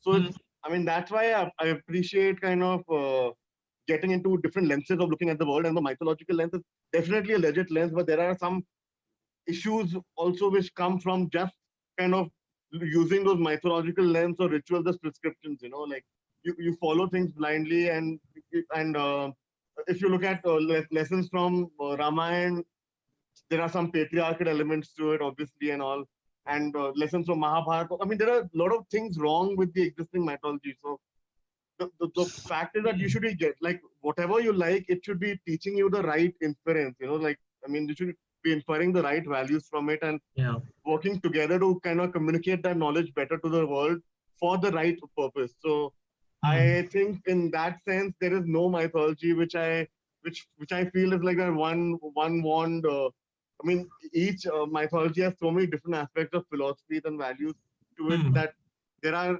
some. I mean, if I choose, I can tell you from a story perspective with the ones I find fascinating, because wow, they're supernatural, look good on screen, but in terms of just the just meaning I or probably message. haven't read enough of it, but just reading different. I mean, I had a very good chance to actually get into mythology and philosophy, and now in Ashoka University when I was doing the liberal arts program, and they were. And I always keep telling my brother, that you should have been the one who kind of got into this program, because I look at knowledge in a different way, and you are actually curious about knowledge, and that's why you look at mythology. So, I mean, it's very important to look at different contextual lenses, different disciplines, and then build the right prescriptions, and I mean, and then build the right meaning for your own meaning and purpose for your own life, and make the world a better place. So from me, the mythological lens comes from a very environmental, everyone in the end, the whole, I mean, it comes, if you start compartmentalizing people, I would probably prescribe in the whole left ideology of, everyone's equal, and what good is mythology if it's not creating a better world right now. But yeah, at the same time, the storytelling, the fact that mythology comes at the confluence of arts and sciences, that's important to get the right message out. So it doesn't matter in the end which story you like, as long as it's making you a better person. I think that's an interesting point about the story, stories. The meaning has to make sense and all. I think you brought out a very interesting point, which I had a new question to, and I would just love to hear people's opinion. Myths are stories that have I mean, finally there are stories, right? Whether it's Ramayana, Mahabharata, Prometheus, and all. Do myths perpetuate stereotypes in terms of whether it could be sexism, racism, and all, or do you think they just reflect a reality that is there? So are myths the breeding ground of perpetuating it? I would just wanted to think about this, because as you said, there are problematic elements, but is it like the myths are creating the problematic elements, or they're just reflecting it? Mehak, I know we've had this discussion. Do you have any point of view about this myths? Yeah, it's actually really funny, because if you're gonna ask me one of my favorite myths, I would have probably said Mahabharata, because of growing up with it, etc. But one character that I would have mentioned is Medusa. Personally, for me, I find her so fascinating, because she was always portrayed in a certain way as this evil witch who's killing people. And even in modern narrative, or whether it was Percy Jackson or anywhere, whether it was a more modern take or a more traditional narrative, she was always portrayed in a certain way. And then I actually found her origin story, and I felt so angry at a certain point, because technically, if you think about it, she's the one who was wronged, but her entire narrative is portrayed in such a way where somehow it's her fault, and people actually say in certain tellings where her punishment was justified. And I think I'll just allow you to give a little bit of context to the story itself, because I'm a little I'm probably not going to be that accurate with the details, so that everyone knows what her origin story is. But especially as someone who's a woman, it was just a massive rude awakening. No, that's true. I think that's a very interesting point also about this thing, Medusa. I think what Mehak was also talking about is, we all know Medusa is this sort of a monstrous woman who had hair, who basically had hair of snakes and all. In history, in the stories of Greek mythology, there is sort of a backstory that was given, where ultimately, because of her beauty, Poseidon, like all Greek gods, got fascinated with her, assaulted her in the temple of Athena, where she was actually worshipping. And Athena, basically, instead of punishing Poseidon, punished her. Now, obviously, while she pointed out, I just want to give a context that there are two things in the myths itself that are very interesting. One is in the myth story itself. There is an explanation that Athena could not take action against Poseidon because he was another god. And given the fact that, she was assaulted, she kind of weaponized her by saying that, next time no man can do this to you. So I'm giving you this power, or giving you this sort of thing. Is written as much as a curse, as much as it was actually a thing. But again, that's just one interpretation. Yeah. The other historical fact I want to mention is that many Greeks, this thing, even like mythologists, they really don't actually ascribe to this story of, Medusa actually have this sort of a thing, because the story of Medusa getting ravished by this thing, Poseidon, and ultimately having this thing, becoming a god is actually something that came much later. Ovid, one of the writers of this thing, he wrote it centuries after Medusa's myth of Medusa being slain by Perseus had already been there. And Ovid is known to have this problem. He had a problem with a lot of gods. He hated the gods. He thought of all the gods as like, these arrogant kings or arrogant powerful beings who just had this sort of a thing. So many of his stories, Ovid's thing, metamorphosis and all, many of his stories have this idea where gods, gods and goddesses are basically big, they're very douchey, they're behaving in a very bad way. So one of the question that comes also is that obviously, we are basically seeing the stories as a composite. We're not seeing stories in separation. I mean, even in Indian mythology, Mahabharata, the story was written much before the earlier children's story of Krishna and Radha and all these things, right? But we just know it all in together. So I do understand that, and I just wanted to provide this context because it is an interesting point, because like the emotional reaction, Mac, you're having towards a particular story and all is still legitimate despite whatever the history may be. I don't think the idea that, oh, this is just a variation or Athena had a particular different intent I don't think they're justified enough to make you feel differently. Oh, and also the reason this is very interesting for me because when we were just talking about compartmentalizing narratives and having different lenses, it's just that this was a character who was always portrayed in a certain way. So for me, it was a shock to even discover an alternative that existed. And that's the origin story. So I think just the contrast in itself is what made it stand out even more for me. That's true. Yeah. Very quickly. I think that this is exactly, and I'm very glad that this was brought up because this was also one of those things that we were again brought up being told that, oh, she's like such an evil person and all of that. And then we all, I think at some point come to, it's almost like how you find out about Sigmund Freud. Initially, they tell you he's the father of psychology, and then you find out the kind of person he was, and you're like, whoa. Yeah. So yeah, like that is sort of my fascination with the Ramayana as well. But coming back to the question that you brought up about, myths being, are they really a reflection to society, or are they like a completely compartmentalized narrative? I think myths might start off based in a certain belief system of the society. So yes, they are a reflection of the society. But what is problematic, or what really defines what a myth becomes, is how it is propagated after that. For example, in this origin story, it started off as being something in keeping with the belief system of that society. And then the way it was propagated, why was this specific origin story gone? Because any woman who was in any sort of manner, like you said, weaponizing herself, or being attractive, not even wanting to attract a man, just but being an attractive person in herself, was something that society couldn't digest as being okay. That's where the problem begins. So the problem, and that's the exact thing I was bringing up even with the Ramayana, that it's not about what the society believed in the beginning when the myth itself was written. It's about how you use that myth to then propagate certain value systems that you now ascribe to and want your religion to stand for. So yeah, I thought I'd just bring that up. Definitely, that's true, and I think you're right. I mean, it's not either or. I think the myths have a responsibility, and they do have this. And Greeks, by the way, I don't think only Greek mythology. I think every mythology is known to almost victimize this idea that beauty was like the problem where this thing. I mean, even Ramayana. I mean, Ravan just got the idea that obviously the only interesting thing is Indian mythology tend to have a lot of backstory, which is like, oh, that is why this happened. And I just love that because whatever the reason you think, suddenly there is a new reason, and everything is meant to happen. The thing. So, but the reason I also wanted to bring this up is because many times myths, the stories that that worked in a certain intention somehow mean a very different thing right now. I'll just give an example what I mean.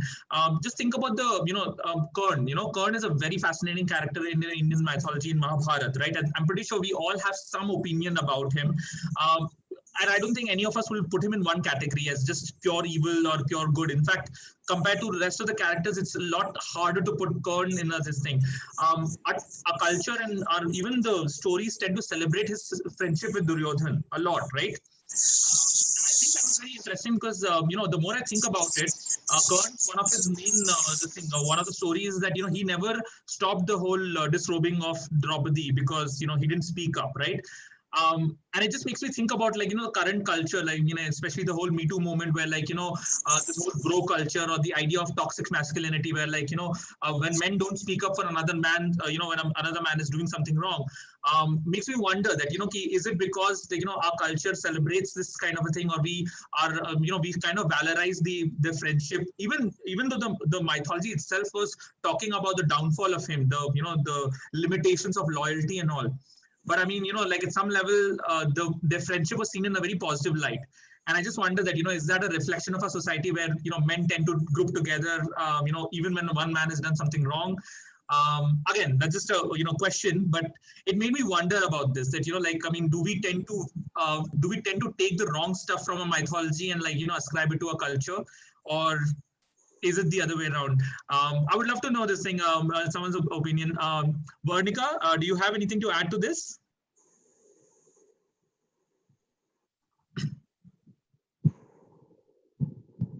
Hello. Yeah. Hi, Vernika. Yeah. Hello. Yeah. Hello. Hi. So I think that obviously mythology is the reflection of a culture, and it displays the misogyny that used to be in those times, and basically how a particular person should behave and learn. It's basically caution tales for women that if you behave a certain way, this can probably happen. That's true. Yeah. I think that's a good point. I mean, mythologies tend to be a cautionary tale, and especially for certain different groups. I mean, as obviously a cisgender man, I would I have always had the privilege of being on the this thing. Even stories that were used for me, to describe what I have to describe to. I was lucky that way. Like I know I have more role models to think about. But I think you pointed out a very interesting thing about cautionary tale. So, Renu Auntie, do you have anything to add about this? Like myths, do they become problematic, or do you think that's a different thing?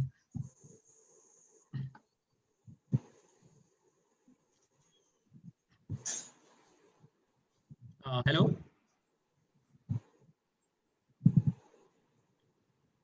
Okay, I think Renu Auntie, you may have to unmute yourself if you're speaking. I don't think we can see that. Okay, I think it's stuck or anything. We can just move on to this thing. Avni, do you have anything to add about that? About this thing? Your perspective on this? So no, I think like the most I can say after listening to the entire discussion is that I think mythology is shaped in a way that is very it's very person oriented. So there is different versions of the same story in and told in 100 different ways from 100 different points of view. So, the Ramayana itself has 100 different versions. So, I think when we think of a story, just believing that one story is the tell all, or like just one version is the correct one, or even believing that version is sort of, it doesn't fit because the thing is, you can empathize with any character if you choose to. The Mahabharata can be told from Draupadi's point of view, and it can be told from Duryodhana's point of view, and it can be right both ways because it's extremely subjective. So I think I agree with the fact that we need to derive what we believe in from these mythologies more than anything. Yeah, that's all I have to I say. find it very interesting that you brought up mythology being, like these stories being told from different point of views. When we were studying a lot of Sanskrit drama, we realized that there is, I'm not very sure, I'm confused between two titles, so I'm not going to give you the name, but there was a Sanskrit drama that was actually telling the entire Mahabharata, or mainly Duryodhan's lifespan from his point of view. And that time it was very important to not have tragedies. So like a typical Bollywood film, Sanskrit drama generally did not have tragedies at all. And basically, not having a tragedy for them meant even if the world is burning, the hero has to have a happy ending. And this was actually the only drama where they showed the death of the hero, where they talk about how Duryodhan dies and then, they bathe in his blood. So, that was actually a Sanskrit drama that was written, like, in times that we don't even think about things like flipping the character line. But at the same time, though they celebrate him throughout the story, at the end of it, they're like, you know what, death. That's We'll just true. end. Yeah. So, Yeah. yeah. That's interesting. Yeah. Aditya, do you have anything to add? This thing? I don't think we've heard from you. Okay. Actually, I would love to go back to 870s rather, when I've actually seen what I used to see only in the northern sky. I'm talking about the polar bear, the Saptarishi Mandal, what we know as. I have seen that reflection on the earth at about 22,700 feet high on the Indo-Tibet border. There's a peak called Saptabindri Peak, which is named after it. And I've really seen, and then I was told by the local guides out there, that these 7 peaks are nothing but they're exactly in that shape of Saptarishi Mandal. And if you notice the fourth star, when it forms a trapezoid on the top, the fourth star which connects with the tail, that is actually low because it is also very dim star out there if you look at it. I was so surprised. I was amazingly surprised to see that. And then uh, the mythology which goes behind that peak was that when Lord Shiva was running, when Bhasmasur was chasing him, he found this place a safe place, and he hid himself there. And these Saptarishis were all surrounded him, so that when the Bhasmasur came and it is told and had a look at the rishis are there in the tapasya, and so he gone away. I mean, it was sounding as if kind of a screenplay which was written on the earth out here and is reflected up in the sky there. It was such an amazing fact which has unfolded that I had to believe. So the term, what we call as mythology, can be looked at by various people, by various angles, with their opinions added, or the things which you follow over the centuries. My conviction ever since after that was that whatever we follow, what our elders did, cannot just be a myth. It has to have certain facts behind it. So I believe in mythology as most of it, not just a characters or just a story or a screenplay which is told to the people in the generation next, but there is something, because otherwise we are humans, we have our own brains and we have wisdom, and we just don't follow anything blindly. We can follow what our parents ask us to do. That's different. That's obedience.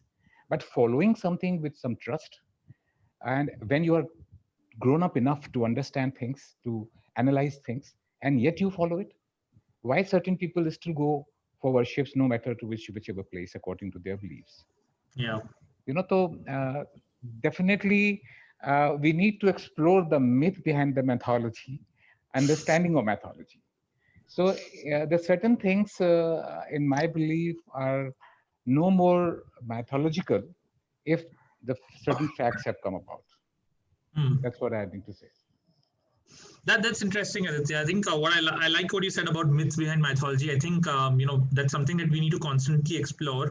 One of the things I think as someone interested in mythology, and most of us, what I struggle is like myths mean different things for different people automatically. As you said, like there are people who I meet a lot of people who are I'd say avid believers. They may even they have like I mean like I have people I met who are who've come to me, ask me for a particular story because they like the Shiva, and like, they were trying to make a tattoo or something, and they just wanted to get something right. But it's like the story doesn't matter to them as much. The belief matters more. I think story is just helping them reaffirm some of their beliefs. So that's definitely an interesting thing. I see this thing. I think Sandeep has joined in. So Sandeep and Ruchi, they're the co-founders of the Cobalt Blue.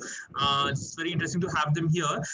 So I think so Sandeep, we were just having a discussion about the idea of are myths problematic? I mean, are myths perpetuating the stereotypes? Do they end up stereotyping, or do they just reflect a reality that is there?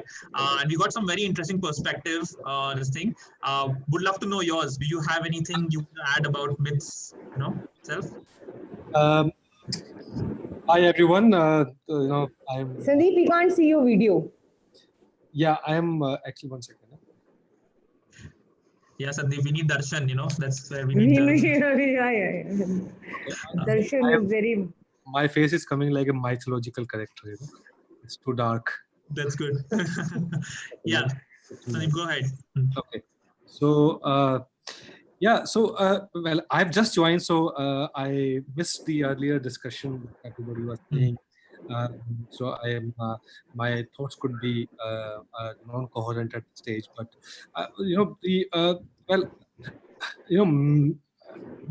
talking about myth and mythology, right? Yeah.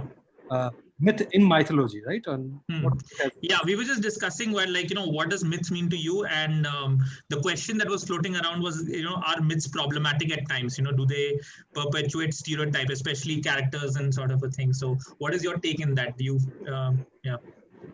So are we talking about mythology, like mythology stories? Or are we talking about myth as like urban myths and all that as well? I mean, you can talk about both. I mean, we didn't really differentiate that. We initially started off with what is myth to everyone. But the thing, you can tell us your opinion. Yeah, I got it. So, I always treat, so I'm going to bring mythological perspective. I heard a little bit of what Mr. Vidyasagar was saying, and I do agree with him that a lot of people who are grown up still believe in some of the things, and I think that probably he's referring to are the ritualistic outcomes of mythological stories, that people still believe they're doing those rituals and take them to certain, make them connect with certain energies and things like that. But I'm coming from the perspective that mythology propagates a stereotype. In my opinion, something for a story to elevate to the point of mythology, right? It requires so there's a term called classic, right? Something that stands the test of time and remains fresh. But there's something beyond, right? Something that goes beyond classic is what I call the which becomes a mythology. Word myth would be wrong here. Mythology will be the right word. And if it's going to become mythology, I think mythology, when something has been purified over the period of time by multiple writers and authors, what you actually see are not stereotypes, right? What you see actually are the archetypes, and archetypes are truths.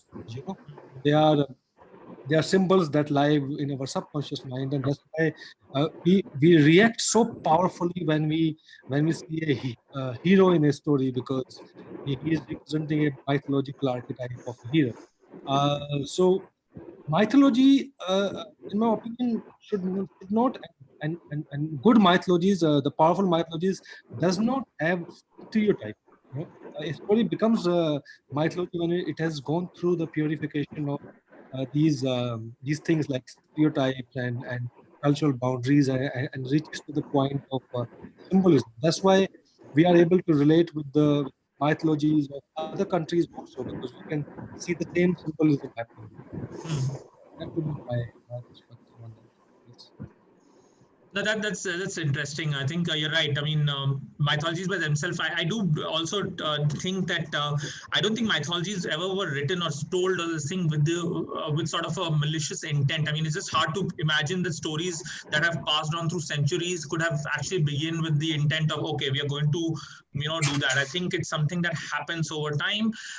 But it is an interesting thing what he's talked about, good mythology and the fact that the act of purification and all. Ruchi, do you have anything to add? Sorry, Anuruddh, you're saying something. Oh, yeah, I just wanted to add, sorry, just a small point regarding that. So, obviously, mythologies, they have a very, very historic, I mean, they have, it's not like mythology, there are urban myths as well, but yeah, mythology stem from a very, like, an old place, right? And so we need to understand that the interlinkages of mythology to the current context in terms of mythology might affect philosophies of different cultures, it might affect value systems, which translates to politics, which translates to socio-economic realities. So there is definitely like merit in saying that mythology and that it's not just storytelling, mythology can't just be storytelling.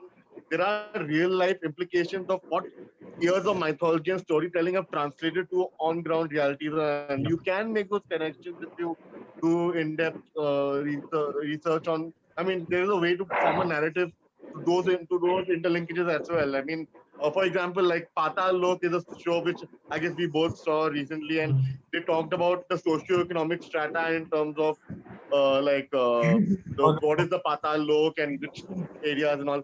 So I mean, it was a WhatsApp, and it's funny that he said it's a WhatsApp forward, but that's what it's translated down to, and that may have kind of the character itself, that him telling that WhatsApp forward to other people may have influenced their beliefs of how they are within different societies based on the mythological relevance of these for different societies.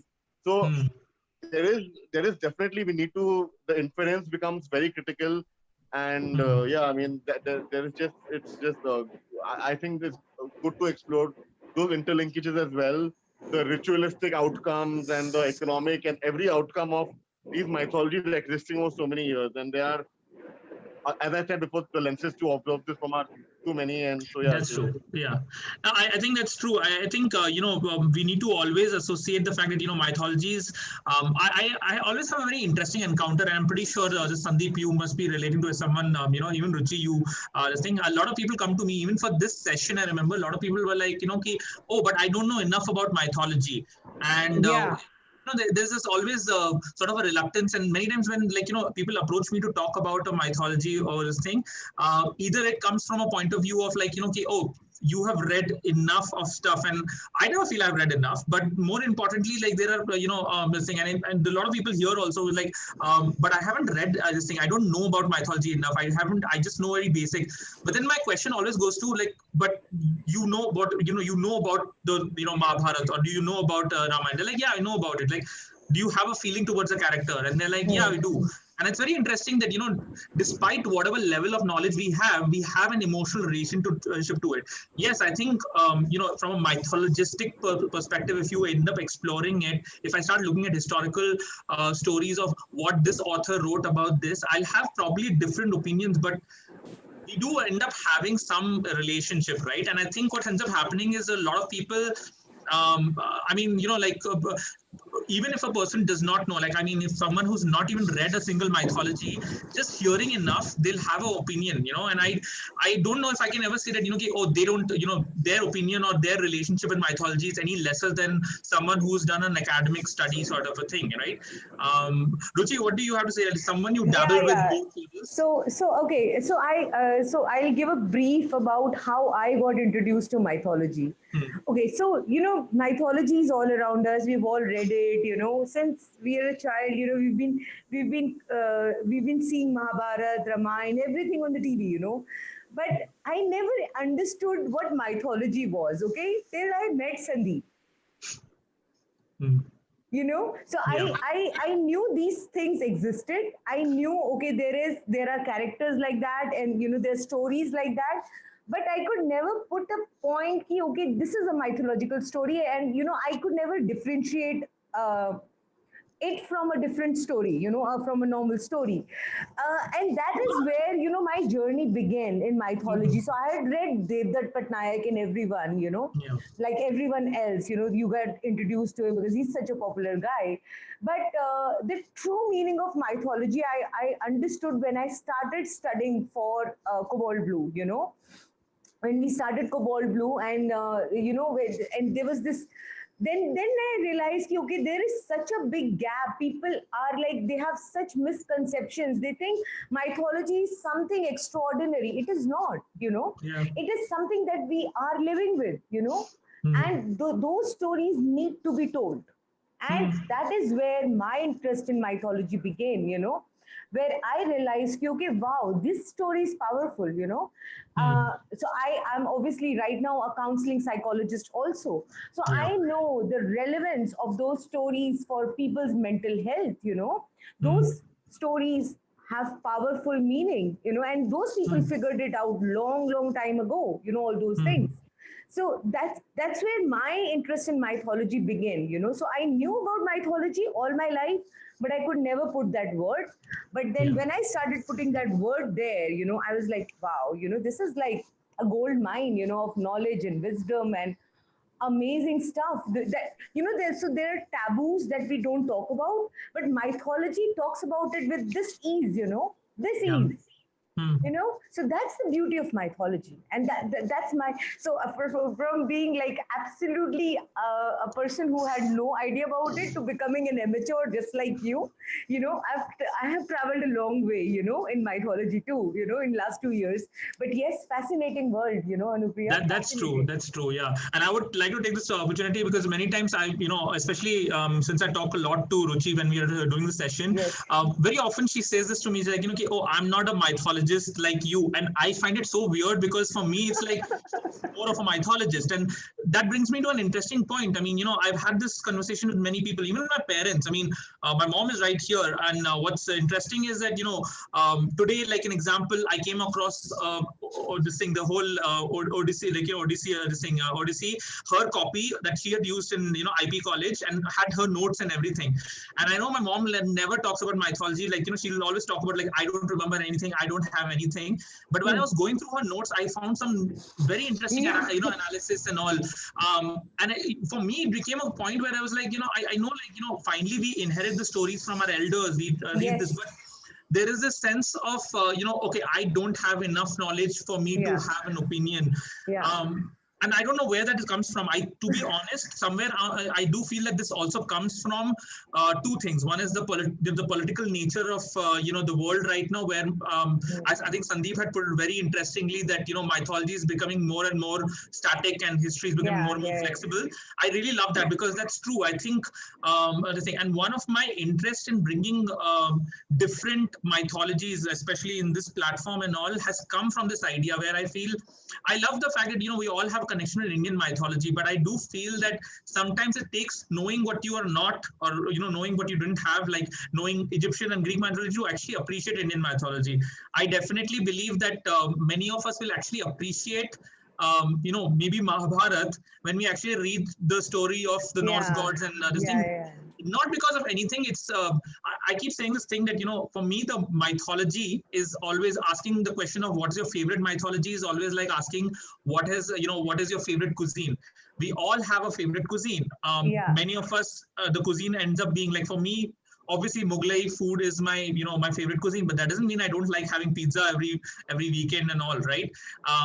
And the reason I think what is my favorite cuisine comes back because of my my upbringing and the fact that what is a comfort food. But I think that I think as one of the things I want to definitely give that platform, and in the discussion I want to bring, is that it is okay. It's okay to experiment. Is it it's okay to mix and match, which also brings me to a next question, which I just wanted to throw up a sort of a thing. We spoke a lot about what is myth. We all had a different opinion. We spoke about favorite myths. We spoke about does myths become a problem sort of a thing. I also want to understand, what do you expect from a myth? Like, going forward, lot of So, us, especially. Anupriya, I would like to add something here. Yeah, Can sure, I go please ahead. do that? Okay. Definitely. So, apart from reading a bit about international myths, of other cultures, I read a lot of Indian mythology, in the last 2 years. And the best thing I realized, and everybody can agree or disagree here with me, is that the beauty of Indian mythology is that there is no good or bad. we've always, so Greeks, if you look at, they have a clear distinction between, good and the bad, right? Christianity has like demons and angels, like a clear distinction. But Indian mythology, there is no clear distinction between good or bad. So Indian mythology says the good and evil both exist in one person. And it's situational what comes out. So Ravan could have been like, he was the best man, he was the wisest man, but at a certain point that evil came out of in him. So there is an existence, and so we don't really look at everything as black and white. We don't say okay, ye acha hai, ye bura hai. For us everything is like existence of both the things. So I like that thing about Indian mythology, especially I love that thing. So that's just a thing I agree. adding. No, I think Ruchi, what you pointed out is actually was part of my next question, that Indian mythology, especially more than the rest of the mythology, the rest of the mythologies, they have variations, but Indian mythologies live for contradiction. I think mythologies, they they allow for contradiction. There's a sort of a safe space for contradiction. I mean, our mythologies have done that, right? And I think that's something that I really like. I think many of us are not comfortable with contradictions. We want to have a very clear story, which is also something that was brought down, that sometimes we put the Western template. Very commonly, we see the word demons and angels associated with devas and asuras, which is not true, because which is not true. Yeah, I mean, and I think as creators of stories and all, that's something we struggle with. Like, I want to make sure that when I'm using the word asura, I'm not using it in the context of demons. But yeah, I think that's the question I wanted to ask. What is the current limitation you feel in the depictions of current mythologies? Maybe it's like, there are certain mythologies that you're seeing right now. We've recently seen the recasting of the Ramayana and Mahabharata, and we agree that they're all interesting. I do want to bring up, I'm not criticizing any of the depiction. They are interesting, but I want to know from the group, is there something that you feel, especially maybe I would say the millennial crowds also, what do you think is missing right now that is making you feel that the mythology is not completely connected? What do you want more from the mythology? There's no depth. The depth is missing. Okay, that's interesting. Neha, I think we have not heard from you. Do you have anything to add? What do you think is missing from our mythologies right now in the adaptations of mythology? No, not much to add on. Oh, you think the mythologies are perfect right now? That's interesting. Not perfect, but then the point spoken, like that the Indian mythology has, the evil and the devil in one person itself. That was a quite interesting thing. Yes. That's true. Mehak, do you have anything to add on this thing, on what is the limitations or what's missing in mythology? Yeah, I think I wish people took the time to flesh out the so-called secondary characters a lot more. I know this is a conversation you and I have had. Like, the entire Western templatization of everything becoming a hero story, and what we discussed, it's something you can find empathy, or you can relate to any character, whether if the story is told from their perspective. So I wish we took the time to sort of give these secondary characters also their due. And that depth that is missing, I think that was mentioned something. And the entire, also, where people feel like these marginalized characters, minorities are not catered to, whether it's women, whether it becomes a caste issue, is because we don't explore these characters and always treat them as secondary characters that sort of add to the main hero's journey, which is why it seems very conveniently, like you said, कि ये तो 2000 साल पहले इसके साथ हुआ था, and वो reincarnation है, तो बहुत convenient है that this plot gets resolved on its own. Yeah. That's a good question. Yeah. So more secondary character, more fleshed out, emotional and psychological depth to secondary character. That's interesting. But I think the contemporary mythology, especially books, and a lot of books that I've read in the recent past, are actually exploring the secondary characters in a much deeper and much juicier way than they are originally depicted. And I think so. There is a shift. But if you look at those old Ramayana and Mahabharata, definitely that depth is missing. Where the characters are just like created and played like secondary characters.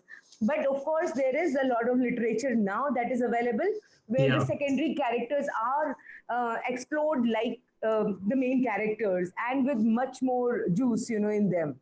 That's true. I do feel that because many times people when they're praising especially the most popular versions of the stories and all, I don't know whether this is my, again, when I say millennial thinking, but I find it very slow. Like I'm literally like on, especially on Hotstar and all, when I'm like going through when I'm looking back at some of the mythologies and all, and I feel like they're moving at a very slow pace. Sometimes I think it also comes from my westernization because I'm looking at like superhero stories which are at least fast paced.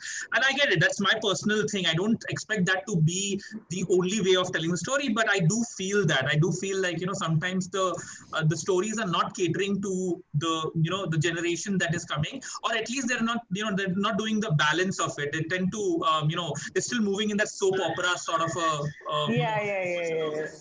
That's Yeah, true. I would say that the TV serials and all, they tend to be rather one-dimensional in this thing, and I would say that from hero's journey, if the migration is towards making it a collective journey, then that would bring out other characters also much more in depth and give it much more flesh to the whole thing. That's a good point. I think especially about the collective journey, I want to point this out. I mean, Mahabharata is a collective journey. There's no one hero, right? But I do feel that the difference between a hero's journey and a collective journey is the story engine. What is there? If the Ramayana is told from a collective journey perspective, it's not Ramayana anymore, but it's like maybe Ayodhyayan or something like that. It'll have a complete different things. I mean, what we tend to do is that the hero's journey tends to become from a hero's journey to heroine's journey. So there is Sita and Ramayan, but there is no like personally like there is a lot of there's like certain stories, certain characters are put in pedestal, and I think as I think Mahek had mentioned, the secondary characters don't get their due when it's a hero's journey, which I think Mahabharata is able to do, which is why we have shows like Game of Thrones and other things that are getting more popular right now. Yeah. See, I have a point in this. Well, actually, see, what happens is that most of our consciousness about our own history and story is through what we have access to, and primarily, we are talking about a timeline of about, I don't know, 2,500 years. Right? The characters have gone up and down during how much of cultural change has happened is unfathomable, because if you think that in your lifetime you have seen enough change, you imagine the lifetime that has passed through on this planet or on this country, right, or through a culture, right? So there is a story about every character. There is no secondary character in at least in Indian mythology anymore, right? Every character has been given his due timeline, and I'm talking about not just like 1 month, like decades and hundreds of years to different characters in different part and different region of this country. Okay, Ramayana itself has 300 versions. Yeah. Where in one version, Lakshman is actually the killer of Ravana. Yeah. So because we haven't read all of them, yeah, right? We just know what probably we have read through popular culture, probably the popular culture, yes, some part of internet, yeah, or part of or we've spoken to people who know that about things. But about every secondary character, third character, fourth character, or characters that we don't even know yet, they all exist, right? They are folk characters which were assimilated into the mythological pantheon over the period of time as well.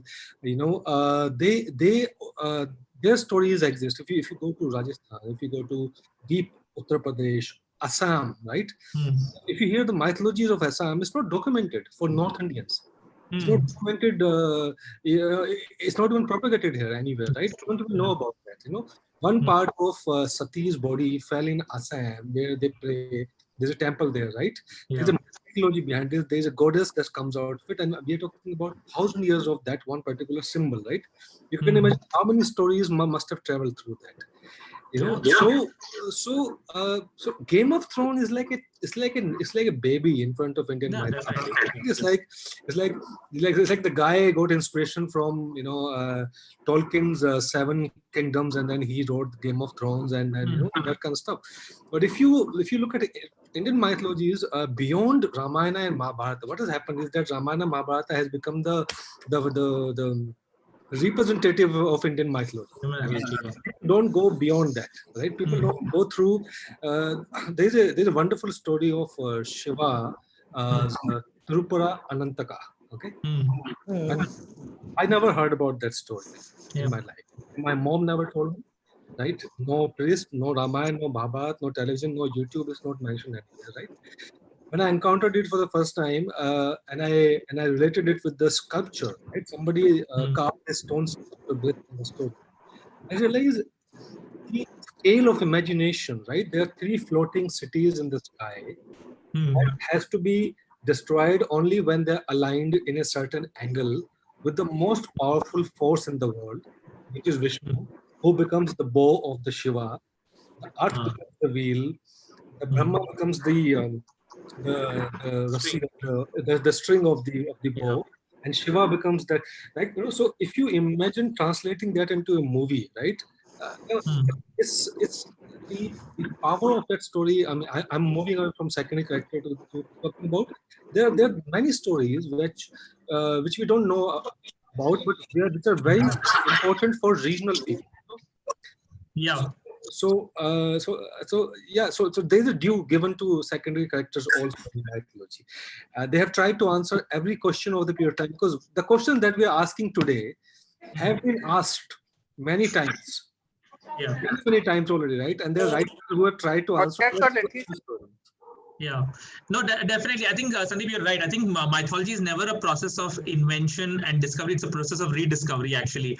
And I think it's always been this thing. And you're right. I mean, what when I mentioned the Game of Thrones and all, I just meant right now, currently, that those kind of discourses or narratives are very popular because of this. And obviously, mythologies have explored that. And I think the question is bringing it up to surface.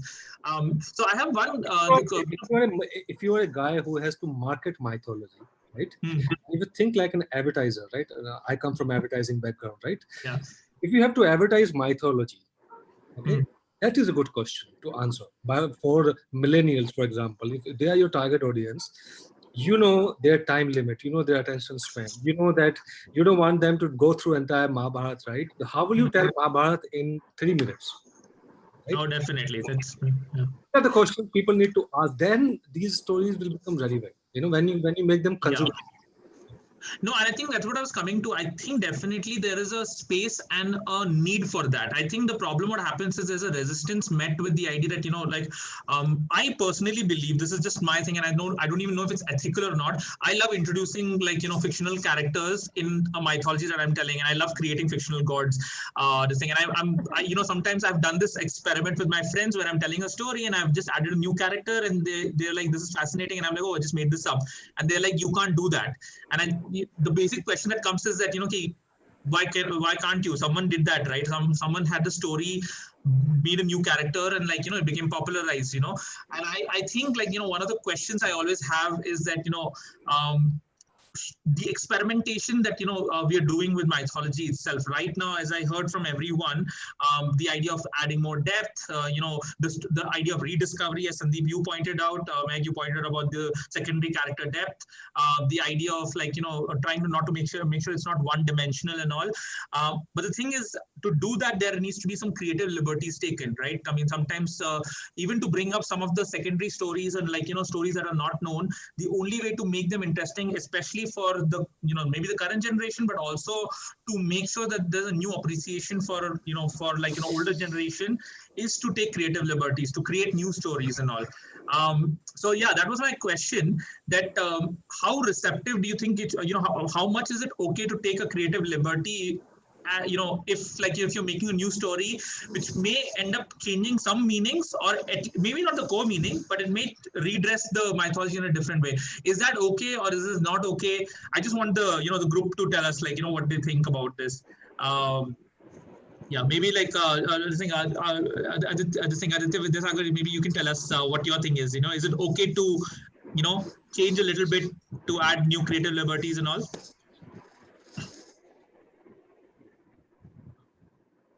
Yeah, why not? Yeah, because I like it's all about believing in what you get to know or you want to explore further, because you tend to explore only when you believe in it. You will never explore unless you don't believe in it. And the moment you start believing, the myth goes.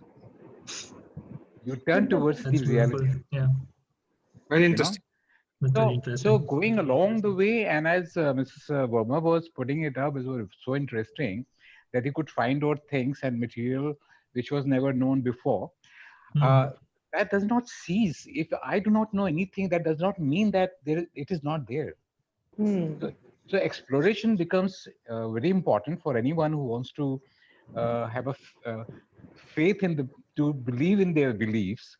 And the things which are told to us, the narratives which have been brought up with, that also has this effect.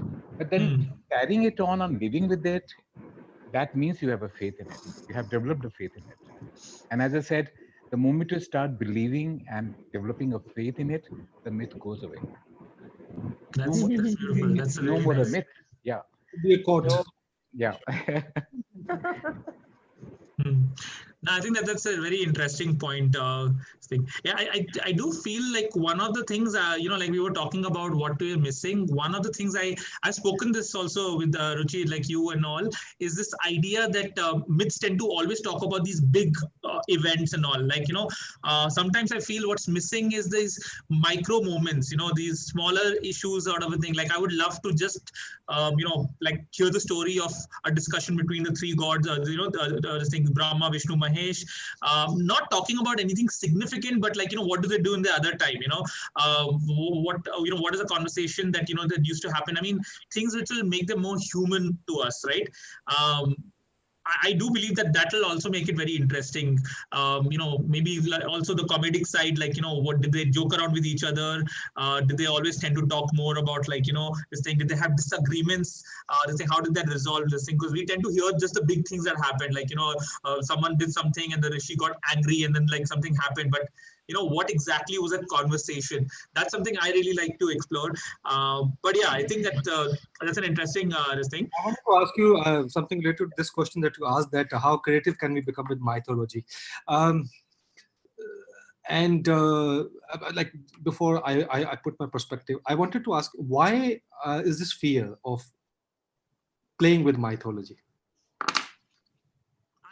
Yeah, I mean, I don't personally feel that fear myself. I think, but the question, I think it comes from the fact that, interestingly, when I've been doing it, there's been always sort of this thing, like a lot of times, even the stories, the retelling I have written, this thing, and I'm just passing it to friends and family. There's been a very interesting thing that this is a very interesting thing, but I think this is controversial.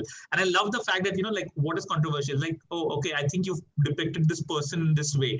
And I think that, the fear comes more from the fact that, is this a safe thing to talk about, because people will have negative reactions. Surprisingly, I do feel that there is a smart way of dealing with it. I mean, I've got away so far. I've not got into any sort of a major controversy when I'm telling a story and all.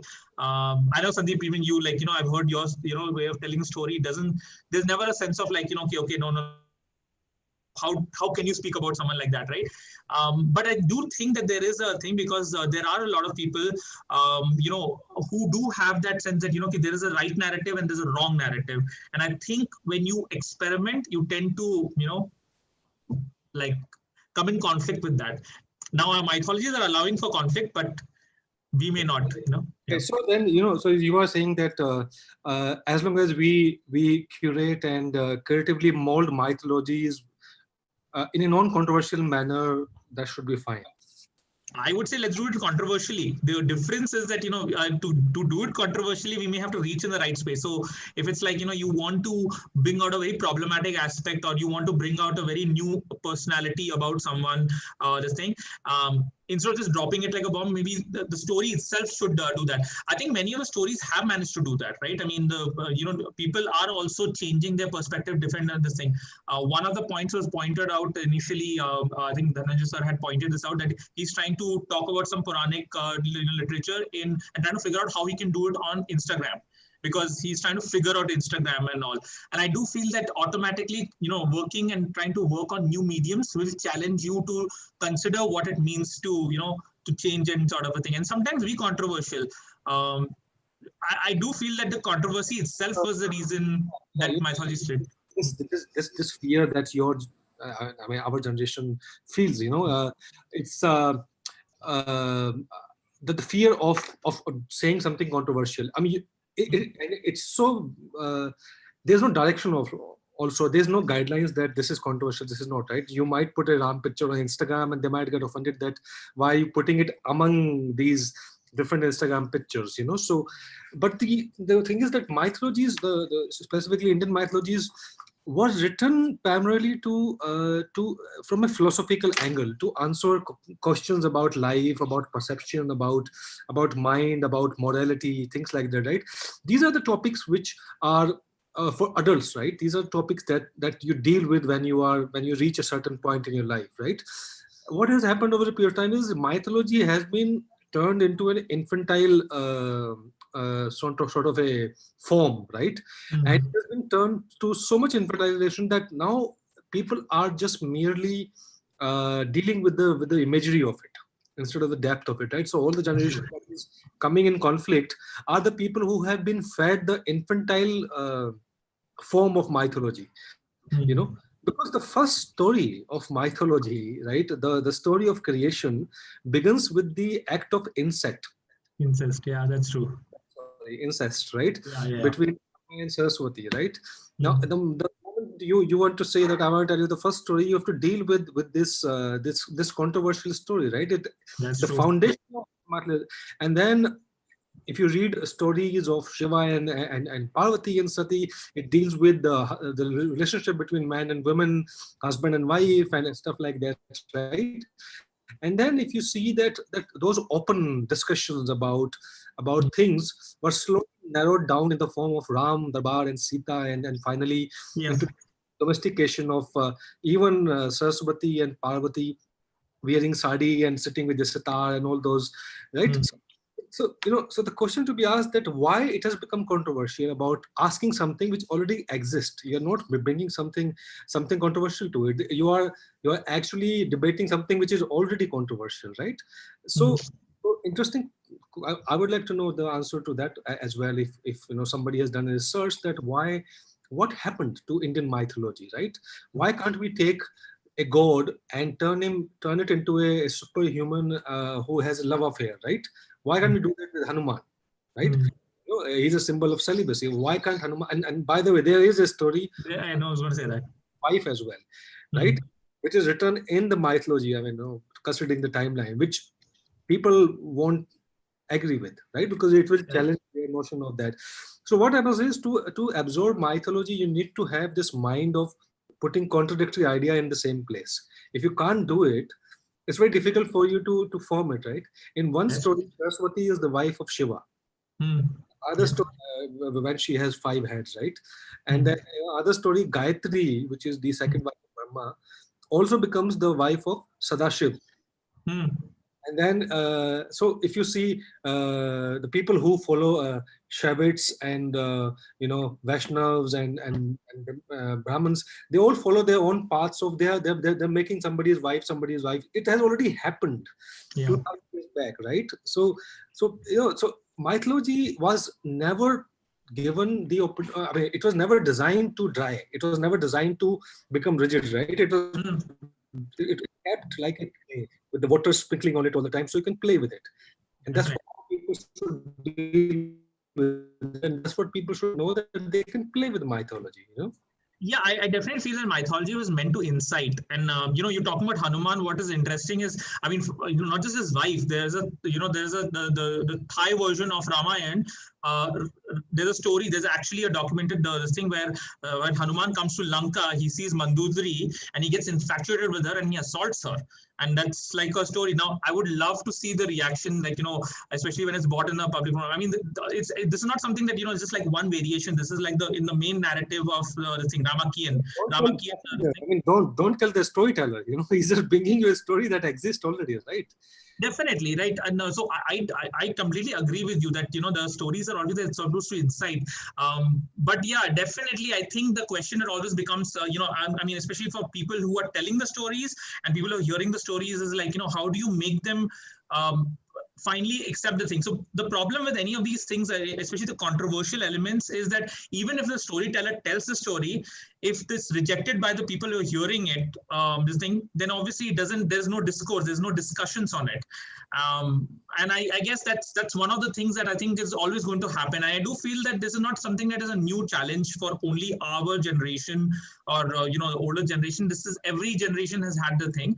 The one difference I do feel, which I think the current and the Gen Z generation is going to bring about slightly more, is their acceptance of diversity, their acceptance of contradiction is a lot more tolerant. So example, as you said, some of the mythologies begin with a very controversial thing, the idea of incest. Now, till now, maybe even, my generation, my parents or, grandparents and all would have never told me the story as a child. They would have never told this thing to me. I rediscovered some of the, the adult aspects of mythology only when I grew up. It was not something that was discussed. And I know my parents are right here, so they, I can vouch for that. I remember having a conversation with them that, why was this part not told to me? And they're like, you were a child.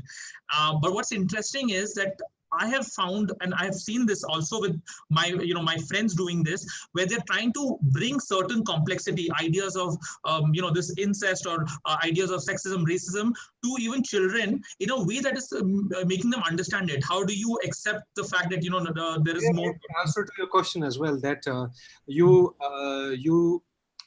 as a storyteller, your job is to redesign the story for your audience. Yeah, if so. Audiences do not have the brain to accept the wisdom or to seek beyond the symbols of that, you deal with them and you tell them story through the symbol within their safe zone. There are some places where you can discuss controversial, like here right now we are discussing it, right? We can open a part and replay with it. And there's some places where you have to really deal with like small kids, and you have to bring some message to them. The pressure that I had, so I see a lot of storytellers go through the pressure of being true and correct to mythology के नाम सही पढ़ना चाहिए, symbol सही बोलना चाहिए, उसके बेटे का नाम वज्र है या वज्रा है, like they get lost into all that. Like I see this Devdutt Patnaik, he's lost into this. He uses a lot of names and symbols and all that. In that, the what happens is that is not important. That's not why the story was written, right? The point was to bring the meaning of the story to the people. So if you are a great storyteller, you will be able to make it reach to more people. Not keep it combined. And second point is. If you want to start a revolution, it always begins at the Patal Lok, the subculture. That's where you need to start. So there's always a space. Make it something beginning. I'm sure when somebody started saying that the creation was done not by Brahma, but by Shiva, there would be a great controversy at that time also. But they started their small cult, and then it became this big thing, and then so. Looking into subculture would be a good idea too. Definitely, I definitely think so. The name thing, you're completely right. I mean, anyone who knows me, I've had a problem with my own name. Like my name gets like mispronounced, Anupriy and all. I've got to a point where I've now just been like, okay, it doesn't matter. Just as long as you're addressing me, it's fine. So I do understand that this thing. I do tend to like trying to find out how a particular culture had pronounced a name just because of my interest. But you're right, that's more academical, but it shouldn't make a difference for people. But yeah, I think that is a good point that we were discussing. So yeah, I think that was a really interesting discussion. Steve Jobs would have been easier to pronounce, Oh, that's true. I mean, I always have this question that, if my name was not Anupriy, what would it be? And my parents asked me this question and I didn't have an answer for that. And I used to always look at mythological names to think like, what could be my name that, this thing, but definitely not a question I wonder about now. But yeah, I think... right now, and you should keep that. Yeah, I mean, now I think, it's too late to change. But I do want to end with the last point. I think we are coming to the end. It was a really interesting discussion. I know some people have joined and they have left in this thing. It was, for me, it was really fascinating because it's a subject I really like. And I know that all of you had your own perspective. I hope this was interesting for you. I just want to know if there's any, last points, anything any of you want to add about my mythology. Maybe even what would you want to see next? We are here to also take feedback on, for sessions and all we do. Is there anything you want to see?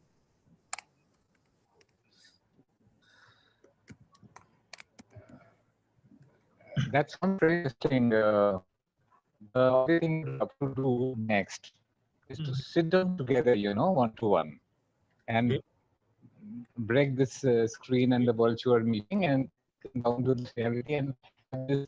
We can spend a whole long evening discussing such and the knowledge and the in-depth study you people have made a tremendous marvelous.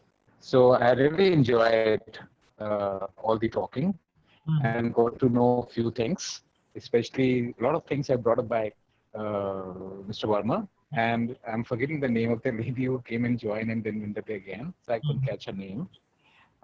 She also put up, who were talking about that she's just about 2 years.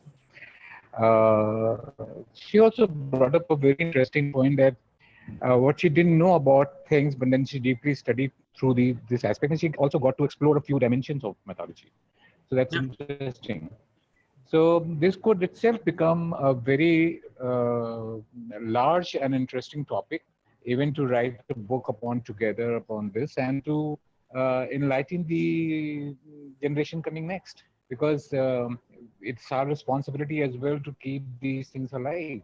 And it's a very good thing that you introduced this kind of a series. I really loved it. Thank you so much. Thank you, Mr. Aditya. That's true. Yeah, I think you should definitely follow the Cobalt channel. Sandeep and Ruchi, they do a lot of sessions. They're doing a lot of sessions on art, mythology, and all. In fact, more things are going to be coming up. Sure. Great. Yeah. We're also going to be evolving this type of sessions. I mean, this was an open conversation. Later on, we're probably going to even have one person and have more discussions on a specific aspect of mythology. I know it's a too big a topic to cover in like 2 hours, what has not been covered in like... With this kind of a work and so much of it, I would, like something is really hunting me that we should also break such myths, into whatever one has actually realized and seen it happening in real life. That should not be myth anymore. Like your forum should also take a challenge of breaking such myths as well. Not just discuss or knowledge enhancement, but also breaking the path by breaking the myths. Yeah. If in case there is something, जैसे मैंने अपना example दिया था, एक experience share किया था about that Saptarishi Mandal. I have seen the replica of it on the earth, and surely अब कौन पहले आया ये नहीं पता. कि माउंट एवरेस्ट पहले आई या स्काई पहले बना या पहले, this I don't know, but उसका replica है यहाँ पे in real life. So much so, you can also make out the brightness or the dimness of a star by the height of which you can actually see physically, which I have seen. So that's very interesting. So good that you brought up this. Yes, is it at? Sorry. Where can we see that? That thing you have to climb about 22,700 feet high, which I did in 75. Okay. And then in the Tibet border, Himalayas. It is. I've been to actually Gormukh in 75, and then 77 I repeated this, and ultimately I reached Saptabindri Peak. It's called Saptabindri Peak. Oh, wonderful! 22,700, yeah. So I did that expedition way back in 77, and I found that the porters know a lot of things, So they said कि आपने गौर से देखा है इसको, जरा इस angle से गौर से देखिए यहाँ क्या है. Then he should explain this to us, because when you reach to the peak of a mountain, and that was quite a plateau type of a thing, but it spread very largely. Then he took us to a corner and shown us. He look at this. This is Saptabindri, the Saptarishi which you see there. How amazing it was. Amazing, amazing. And he also explained, can you see this fourth star? This is low. As you can see the fourth star I'll show you in the night. That's very dim. I mean, it was amazing. Wow, it sounds so good actually. I'll check it out. Thank you. I've seen it with my own eyes, and I have taken photographs also. So I've shared with my family when I came back, and we had a special assembly to talk about this in our college when we came back. It was really amazing. And ever since I've started believing our stories are not just stories. There is some facts behind it. So we'd love to sit down with all of you together sometime. And I'm sure Ms. Kanti would be a very good host.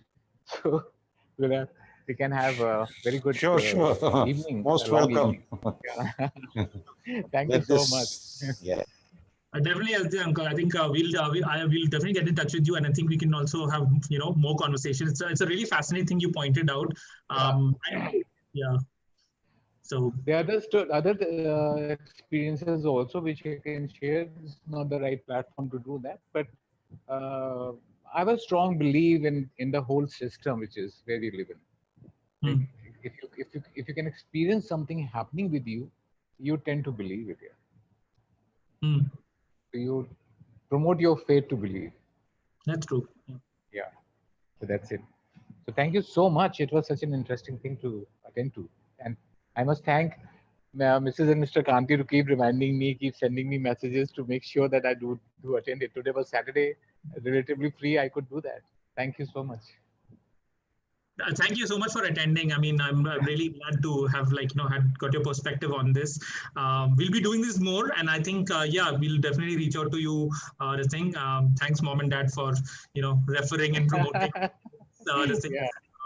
I think that's one thing I like about Indian culture, especially nepotism is not seen as a bad thing. Like it's seen as there's a line in Bhagavad Gita where Krishna literally says that I am passing on this secret of yoga to you because you are my friend and my devotee. Yes. I love the fact that if you think about from modern context, it will literally be like, wait, that's not fair. Just because he's a friend, you're telling him, but in Indian culture, that's actually a normal thing. It's a nice thing, I just pointing that out. It's you said it. I mean, possibly none of us could have realized this why it happened like this, but you have said it. I mean, surely there is a connect. That's why a person can expect to be there, right, Anurag? Definitely. Absolutely. And you can count on mom and dad to be your personal homegrown PR.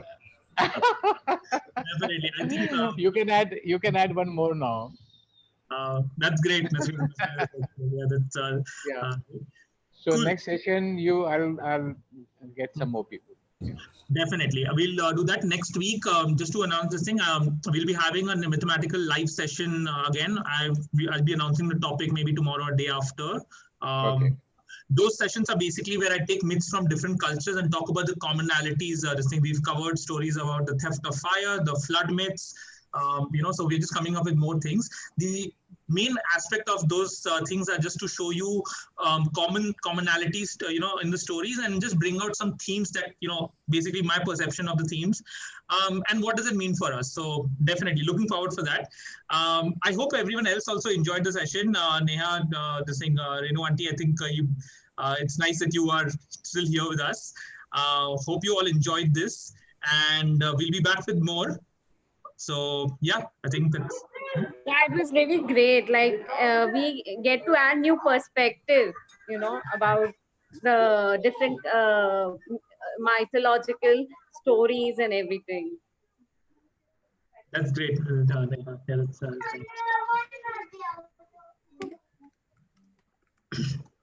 Great. So we'll end here. I think this was a great session, and I'll be looking forward for more. And whenever we have this, we'll announce it. Thank you, everyone. Yeah. Thanks, everyone. Really, your entire team and beautiful contributions from almost everyone. Thank you so much. See you. Thank you. Thank you, everyone. Bye. Bye.